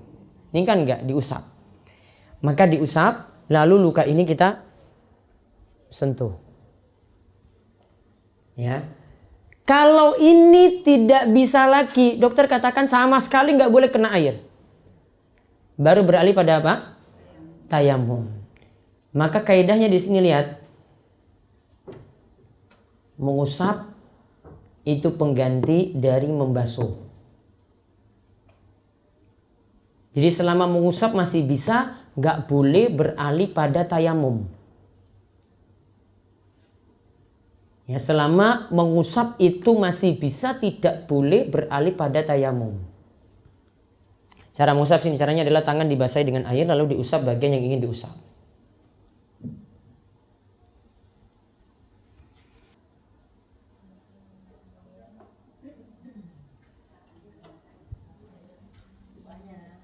Sudah?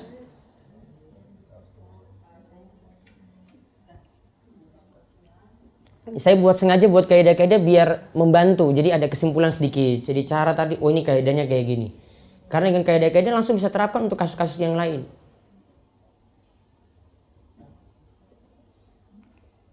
Jadi misalnya, ini kalau terbatasnya air. Air cuma sedikit. Mau dialirkan itu nggak bisa. Nggak cukup. Berarti kalau kita cuma celupin tangan kita kemudian kita usap pelan-pelan gitu sampai bagian-bagiannya itu terkena air, maka cara ini kalau bisa dilakukan tetap pakai cara tersebut, tidak langsung tadi tinggalkan air ganti tayamum. Sama seperti itu. Sudah nih ya? Lalu satu lagi, jika sebagian anggota tubuh yang harus dibasuh mengalami patah, lalu dibalut dengan kain atau perban atau gips, cukup anggota tubuh tadi diusap dengan air sebagai ganti dari membasuh. Jadi kalau gips tidak perlu airnya dialirkan, tidak perlu dicuci atau dibasuh, cukup diusap saja.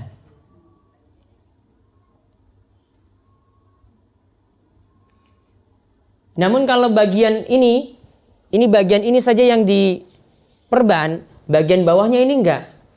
Ya, baliknya itu tidak, cuma bagian sini, maka berarti bagian yang sini tetap dialirkan. Ya, dialirkan. Ya, kalau agak sulit ya diusap, enggak masalah. Karena takut nanti kena luka juga.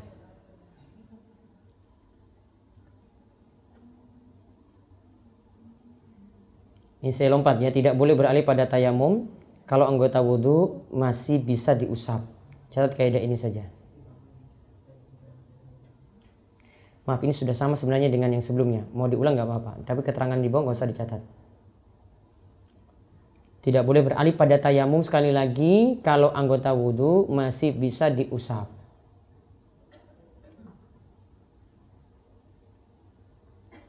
Jadi tayamum itu kalau tidak bisa gunakan air sama sekali.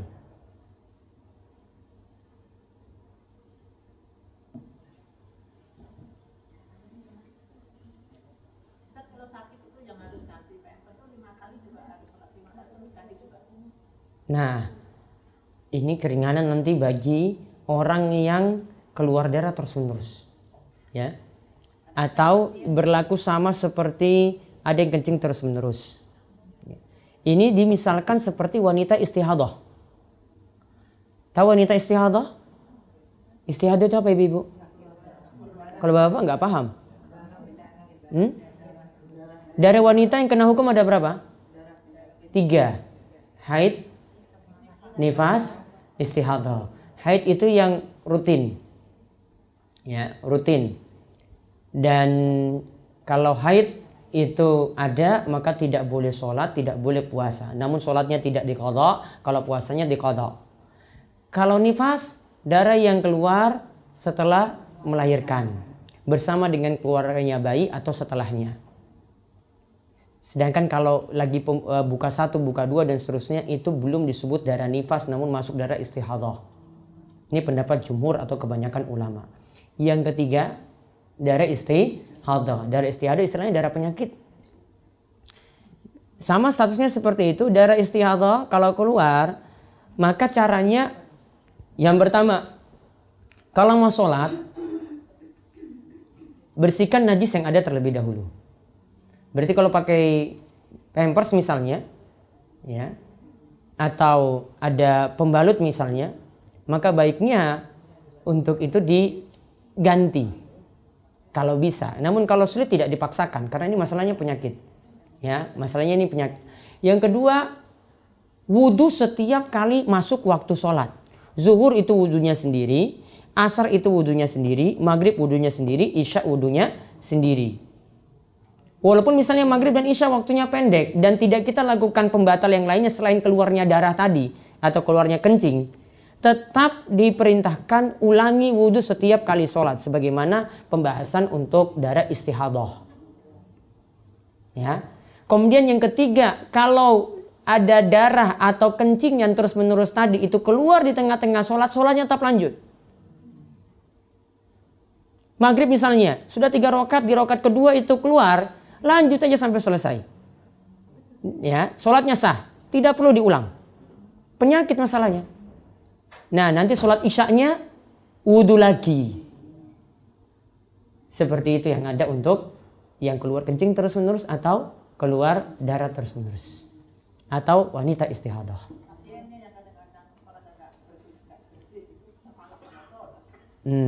Nanti saya akan jelaskan di sini nanti ketika membahas sholat. Sudah ini?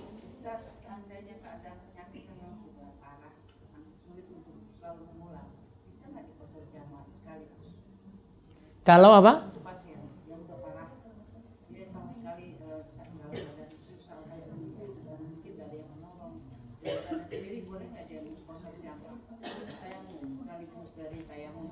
Ini ya, saya lompat satu pembahasan ini ada jawabannya. Ini tentang tayamum, tadi sudah saya jelaskan, saya lompat yang ini. Tayamum itu gunakan debu, bisa pasir, pokoknya yang ada debunya. Kalau ibu-ibu di pesawat itu masih ada air yang pertama, sehingga tidak boleh beralih pada tayamum. Kalau tayamum pun itu tidak boleh memakai sesuatu yang bersih yang ada di kaca.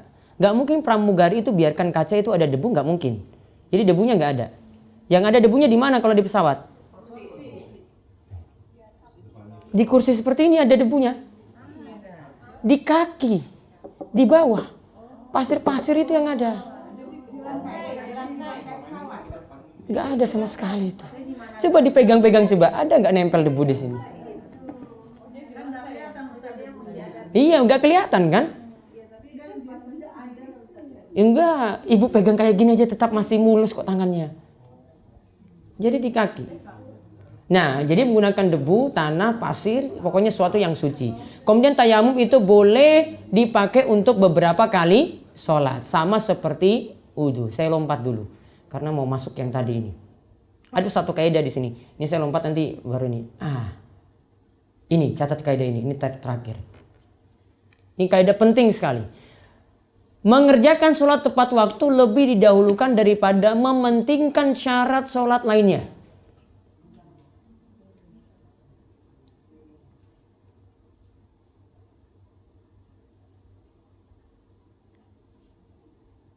Mengerjakan sholat tepat waktu. Subuh di Jakarta selesai jam berapa? 5 lewat berapa matahari terbit? 25.30. Nah, berarti sholat isyroknya tambah 15 menit ya? Dari itu. Berarti 6 kurang 1/4 lah ya. Sholat isyroknya. Berarti jam setengah 6. Sholat tepat waktu tadi berarti subuh jam berapa? Sini setengah 5. Jam 4 lewat ya? 4 lewat sampai jam setengah 6 tadi. Itu lebih kita pentingkan untuk sholat subuh. Kerjakan di waktunya. Daripada tadi pertanyaannya apa Bu? Tadi yang pakaiannya tadi ada yang najis kan? Iya, biasanya pasien seperti itu. Kalau najis dia nggak mau sholat sama sekali. Mau nunggu ada yang ganti pakaiannya ini, nunggu sampai jam 6, sholat subuhnya sudah selesai. Maka kaidah ini berlaku. Mengerjakan sholat tepat waktu lebih dipentingkan daripada ganti pakaian yang nanti jam 6. Berarti yang lebih dia pentingkan adalah kerjakan sholat tepat waktu meskipun ada najis. Meskipun ada najis, entah di tempat tidurnya, entah di bajunya, nunggu ada perawat yang ganti dulu baru bisa diganti. Atau keluarganya nanti ada yang bawa pakaian dulu baru bisa diganti. Namun datangnya jam 6. Sholat subuhnya kan sudah habis. Maka yang lebih dipentingkan apa di sini? Mengerjakan sholat tepat pada waktunya. Contoh di sini saya sebutkan, syarat sholat lainnya seperti menghadap kiblat. Sekarang saya sholat, kiblat mana di sini? Kiblat sini ya. Ya. Untuk menghadap kiblat, ya, kita kalau taruhlah di kapal. Untuk menghadap kiblat, itu nunggu dulu 1 jam baru nanti kapal itu muter. Ya. Mau nunggu, mau balik agak pusing kalau menghadap kiblat seperti itu. Ya. Atau kereta misalnya, kereta mau sholat di kereta. Mau nunggu ngadap kiblat, ini sekarang lagi ngadap utara, belum ngadap ke barat. Kan nggak mungkin sholatnya nyamping gini kan kalau di kereta, nggak mungkin. Nah, maka yang dilakukan bagaimana? Menghadap kiblat jadi gugur. Yang penting kerjakan sholat tepat waktu.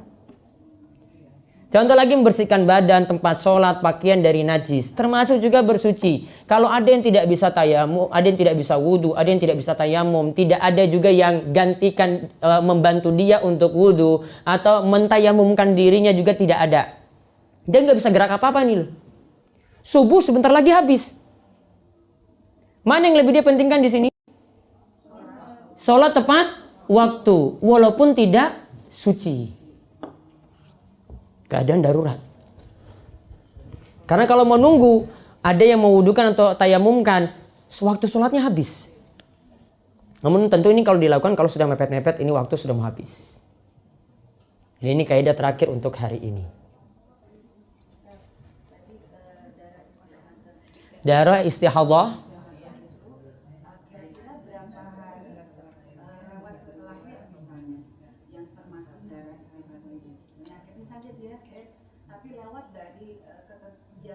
Ya. Di sini nanti dilihat kalau ibu-ibu masih punya kebiasaan darah haid, siklusnya masih rutin. 6 hari atau 7 hari atau 8 hari misalnya, maka kita anggap yang rutin tadi 6, 7, 8, kita anggap sebagai darah haid. Kalau ternyata itu sampai 15 hari, maka lebih daripada 8 hari misalnya, itu sudah dianggap istihadah. Catatannya kalau punya siklus rutin. Namun kalau tidak punya seperti itu, ini bersambung. Maka nanti dilihat dari warnanya darah. Kalau nggak punya siklus rutin ya, lihat dari warna darah. Lihat di sini, ini haid atau bukan. Dan ibu lebih paham hal ini. Mana haid, mana istihadah. Biasanya itu bisa dibedakan. Jadi kalau sudah punya siklus rutin, pakai patokan siklus rutin. Di luar dari siklus rutin berarti dianggap istihadhah. Kalau selama haid tadi tidak boleh sholat, selama istihadhah masih boleh sholat. Ya. Kembali ke cara mewudukan orang sakit, Pak. Itu caranya gimana ya, Pak? Jadi kita ambil. Nah, kita seperti kalau jenazah itu kita mandikan. Tapi kan biasanya jenazah itu diwudukan dulu kan? Ya seperti cuci tangannya nanti. Kita bantukan dia cuci tangan gitu. Terus kumur-kumur, masukkannya dalam kumur, nanti dia buang sendiri. Kalau ini nggak bisa kan kita lewatkan kan? Cukup lakukan rukun tadi. Iya kan? Berarti muka. Taruhlah muka di sini, kita usap di sini. Kalau nggak bisa alirkan ya usap saja. Terus tangan sampai siku, ini juga sampai kepala, kaki seperti itu. Sama seperti kalau kita itu memandikan jenazah. Jadi setiap bagian itu kita harus tangan. Iya, harus basah dan itu dibasuh atau diusap. Masih boleh, nanti hukumnya sama seperti diusap. Tidak boleh. Tisu basah bukan lagi air mutlak. Ya, sudah bercampur ada sedikit kandungan alkoholnya dan seterusnya. Ya kan? Bukan air mutlak lagi loh itu. Sama seperti dengan air sabun tadi. Jadi nggak boleh berwudu dengan tisu basah. Qasar jamak, iya kenapa? Qasar, ibu-ibu perhatikan, qasar cuma berlaku saat safar. Tidak berlaku kalau lagi mukim, tidak berlaku kalau lagi sakit. Namun kalau jamak sesuai dengan kebutuhan. Lagi sakit boleh jamak. Jamak tanpa qasar. Lagi turun hujan berat, hujan deras, kita sudah berada di masjid, maka imam putuskan untuk jamak sholat. Maka kita jamak sholat. Waktu isya dimajukan ke waktu maghrib. Perjalanan jauh, kalau sulit untuk mengerjakan di masing-masing waktu, kita kerjakan sholatnya dengan jamak ditambah dengan qasar. Jadi qasar sekali lagi cuma berlaku saat safar. Sedangkan jamak sesuai kebutuhan. Itu dicatat. Ya, qasar cuma saat safar. Jadi nggak pernah ibu-ibu di rumah itu sholatnya diringkas jadi dua, nggak boleh. Kalau sakit parah pun tetap sempurna 4. Kecuali kalau dia berobat ke luar daerah sambil safar. Baru dia qasar sekaligus dengan jamak. Ada lagi? Lagi macet, bolehkah mengqasar? Kalau masih dalam Jakarta berarti tidak boleh. Kalau jamak, misalnya maghrib, kita ketika itu kena macet total. Nggak bisa gerak-gerak, nggak mungkin juga mobilnya ditinggalkan di tengah jalan, nggak mungkin. Meskipun di tol atau di mana nggak mungkin. Ya maka ditunda waktu sholatnya ke waktu isya, jamak takhir.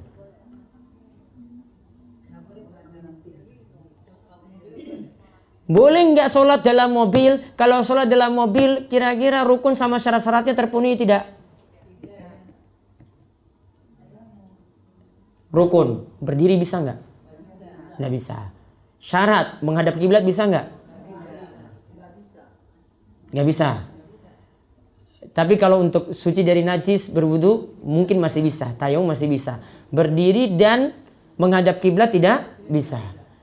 Maka karena ini tidak bisa dipenuhi ketika dalam kendaraan, maka Nabi SAW biasanya tidak sholat di atas kendaraan namun turun dari kendaraan. Kecuali kalau ini bisa dilakukan seperti misalnya kita di tempat yang luas di atas kendaraan namun tempatnya luas. Seperti di mana misalnya? Bis masih bisa? Masih ada tempat untuk sholat ya? Bisa berarti. Kapal bisa nggak? Sangat-sangat bisa. Pesawat? Pesawat. Ada. Yang di Indonesia dulu, Indonesia itu di Arab yang ada seperti itu.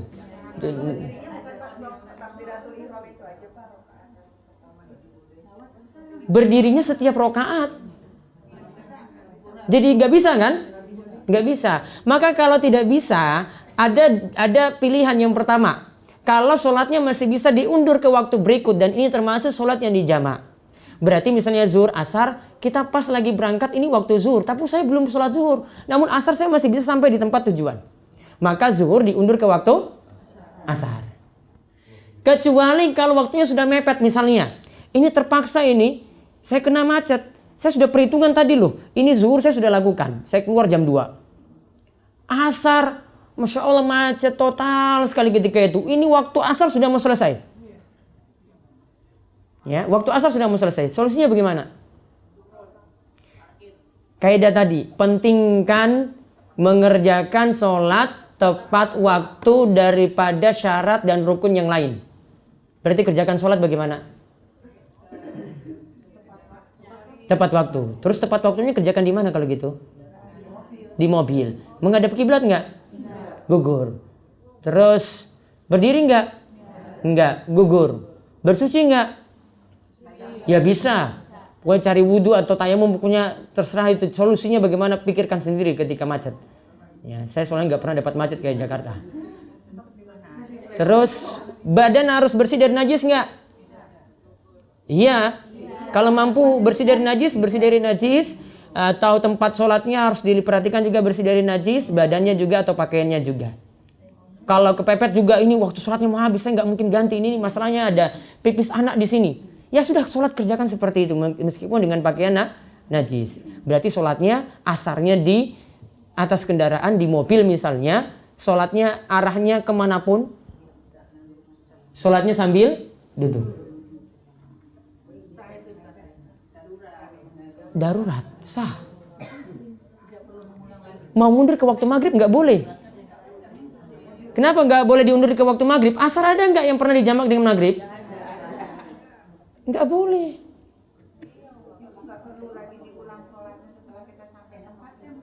Makanya perhitungan dulu. Ini waktu asarnya harus sudah mau dekat, sudah mau selesai ini maksudnya. Sudah mau habis. Kalau masih jam 3, saya masih bisa nanti perkiraan. Ini kalau tinggal 15 menit lagi waktu asar habis. Berarti di dalam kota bisa ya kita mundurkan jamak akhir. Kota itu kan Bisa, tanpa kosor. Iya. Kalau lebih berhati-hati maunya takdim aja gimana?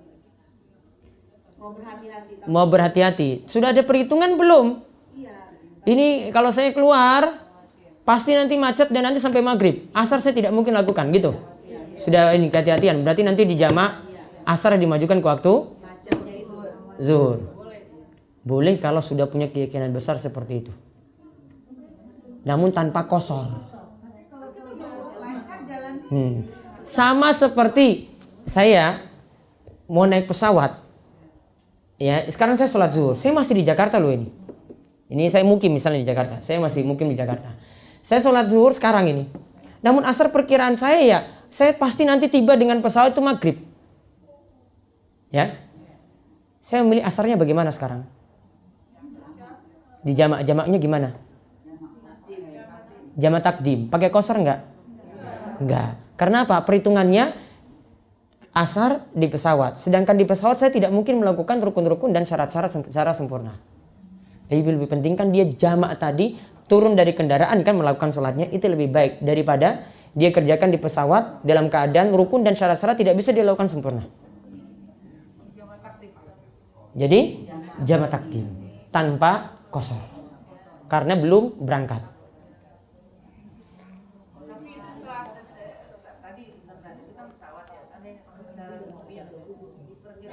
Mobil apa dulu? Mobil pribadi ya bisa mampir-mampir. Mobil umum, bis.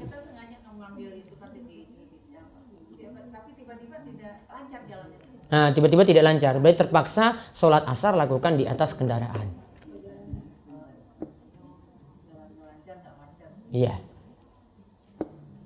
Ada lagi? Perbedaan waktu. Jakarta ke Jayapura selisih 2 jam. Biasanya itu waktu malam itu kalau ke Jakarta ke Jayapura. Ya. Maka sholat subuhnya di mana? Sholat subuhnya pakai waktu kita di pesawat itu waktu mana? Biasanya subuh itu sudah waktu Indonesia Timur. Maka pakai waktu di atas pesawat ini, lihat nanti. Kalau di pesawat mudah sekali lihat keadaan waktu subuh itu mudah. Wah, itu sudah terbit fajar sodik gitu. Sudah terbit fajar subuh. Langsung sholat subuh ketika itu. Atau tanya pramugari kalau nggak paham. Biasanya seperti itu. Sekarang pertanyaannya lagi, tadi dari Jakarta ke Jayapura misalnya, ya, saya sholat subuh biasanya dapat di pesawat. Nanti landing jam 7 pagi. Sholat subuhnya bagaimana? Di pesawat ataukah nanti tunggu landing? Hah? Di pesawat ataukah tunggu landing nanti jam 7? Di pesawat. Kenapa dilakukan di pesawat? Karena lebih mementingkan tepat waktu daripada keluar waktu, walaupun ketika itu bisa melakukan rukun syarat secara sempurna. Karena tadi kaidahnya mengerjakan sholat tepat pada waktunya lebih dipentingkan daripada rukun dan syarat-syarat yang lain. Pak, mau info aja, sekarang ada aplikasi halal trip, Pak. Jadi kita kalau di pesawat tahu tuh maghribnya kapan, ininya kapan gitu. Ada Ya, bisa dipakai seperti itu.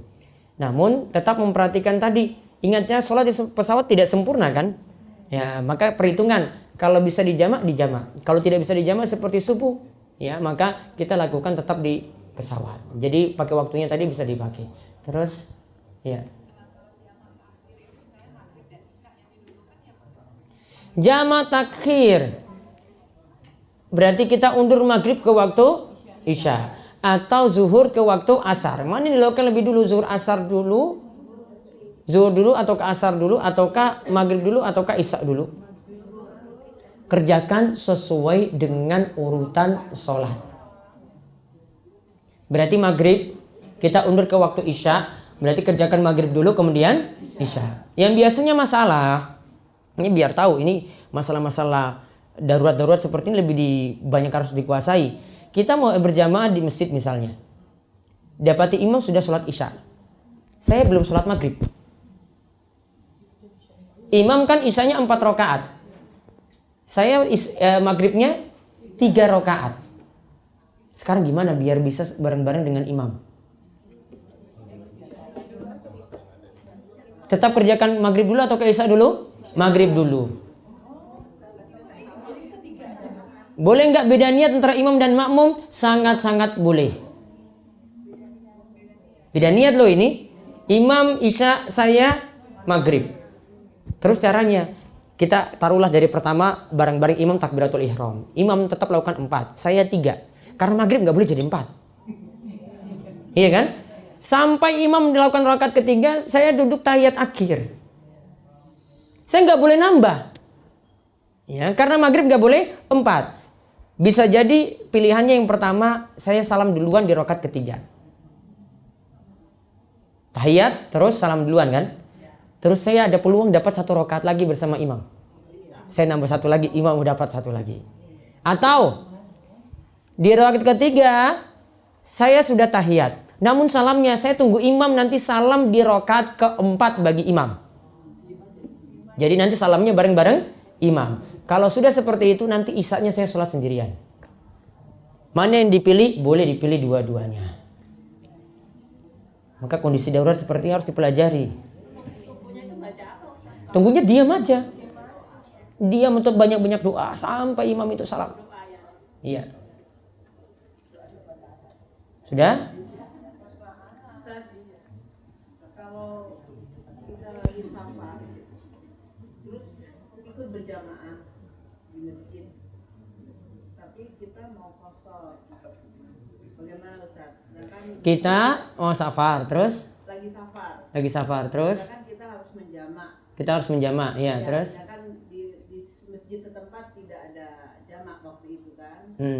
Berarti ibu tetap ikut jamaah di masjid, misalnya zuhur ya. Terus nanti asarnya ya kerjakan sendiri. Tambah 2 atau tambah 4 lagi? Nah, tadi aturan untuk safar di jamak, di qashar atau di jamak? Qashar kan? Qashar. Berarti ibu nanti dengan sholat zuhur tadi tetap 4, ikuti imam 4. Namun untuk asarnya karena mau di jamak takdim, maka asarnya kerjakan 2. Zuhurnya 4, asarnya 2. Zuhurnya 4 karena ikut imam. Asarnya 2 karena kita musafir. Sekarang sholat sendiri. Itu langsung berdiri Ustaz. Iya, langsung berdiri. Ulama sarankan langsung lanjut. Langsung lanjut berdiri dan qomat lagi sendiri. Kalau ibu-ibu nggak perlu, laki-laki saja. Ibu-ibu nggak perlu ada azan, tidak perlu ada iqomah. Laki-laki saja yang ada iqomah. Kalau kita berjamaah biasa gini, Wanita tidak diperkenankan ada iqomah, nggak ada. nggak ada qomat ya? Nggak ada iqamah untuk ibu-ibu. Itu cuma untuk syariat untuk laki-laki. Karena suara ibu-ibu itu mahal harganya. Tapi kan untuk alat untuk perempuan semua. Sama. Jamaah perempuan tidak ada iqamah. Walaupun di rumah sendiri. Walaupun di rumah sendiri. Walaupun sebagian ulama menganjurkan, baiknya tidak. Yang ulama yang menganjurkan cuma katakan tidak boleh keras-keras juga kalau kumandangkan iqamah. Tidak boleh keras-keras. Iya, tapi boleh kan. Sebagian ulama bolehkan. Namun baiknya tidak. Dan itu bukan syarat juga. Tanpa iqamah pun tetap sah. Ya pun di rumah ya Kak, nggak usah pakai iqamah. Meskipun di rumah tidak sah pakai iqamah. Sudah? Ada lagi? Ustaz, kalau misalnya saya sholatnya di jamaah ya, misalnya zuhur dengan asar, terus saya sholat zuhur, pas mau sholat asar, saya boleh ngomong nggak Ustaz? Nah, sebagian ulama itu katakan boleh ada selang waktu antara jamak yang pertama, sholat yang pertama dengan sholat yang kedua. Ya, ulama yang lain bahkan ini jumhur ulama termasuk ulama Syafi'i katakan nggak boleh ada omongan sama sekali langsung lanjut. Baiknya seperti itu yang dilakukan. Namun ada riwayat yang menyebutkan memang saat menjamak sholat dahulu para sahabat ketika itu sebelum menjamak sholat kedua, mereka melakukan sholat kedua, ada yang sempat ngurus untanya, ngurus kendaraannya ketika itu baru mereka lanjut sholat lagi. Berarti ada aktivitas antara sholat pertama dan sholat kedua yang ingin dijamak. Itu saja mungkin ya. Insya Allah kita ketemu lagi di pertemuan selanjutnya. Januari tak ada kayaknya musim liburan itu. Gak apa Bu? Minggu pertama. Iya. Takutnya vacation-nya kemana-mana itu. Soalnya itu musim liburan anak-anak ya. Anak-anak libur kalau nggak salah sampai tanggal 7 atau tanggal 6. Oh, anak-anaknya sudah gede-gede ya betul. Berarti cuma anak saya kecil-kecil. Wanita itu yang hukumnya boleh dianggap terpisah sendiri seperti laki. Itu jadi imam dari antara. Jadi imam ibu-ibu di tengah ibu-ibu. Nggak harus maju ke depan. Ya, kita cukupkan sekian. Kita tutup dengan doa kafaratul majelis. Subhanakallahumma wa bihamdika asyhadu an la ilaha illa anta astaghfiruka wa atubu ilaik. Assalamualaikum warahmatullahi wabarakatuh. Nah, itulah video-video Darus Sholihin TV. Dukung Darus Sholihin dan jangan lupa subscribe videonya biar mendapatkan ingatan terus setiap hari.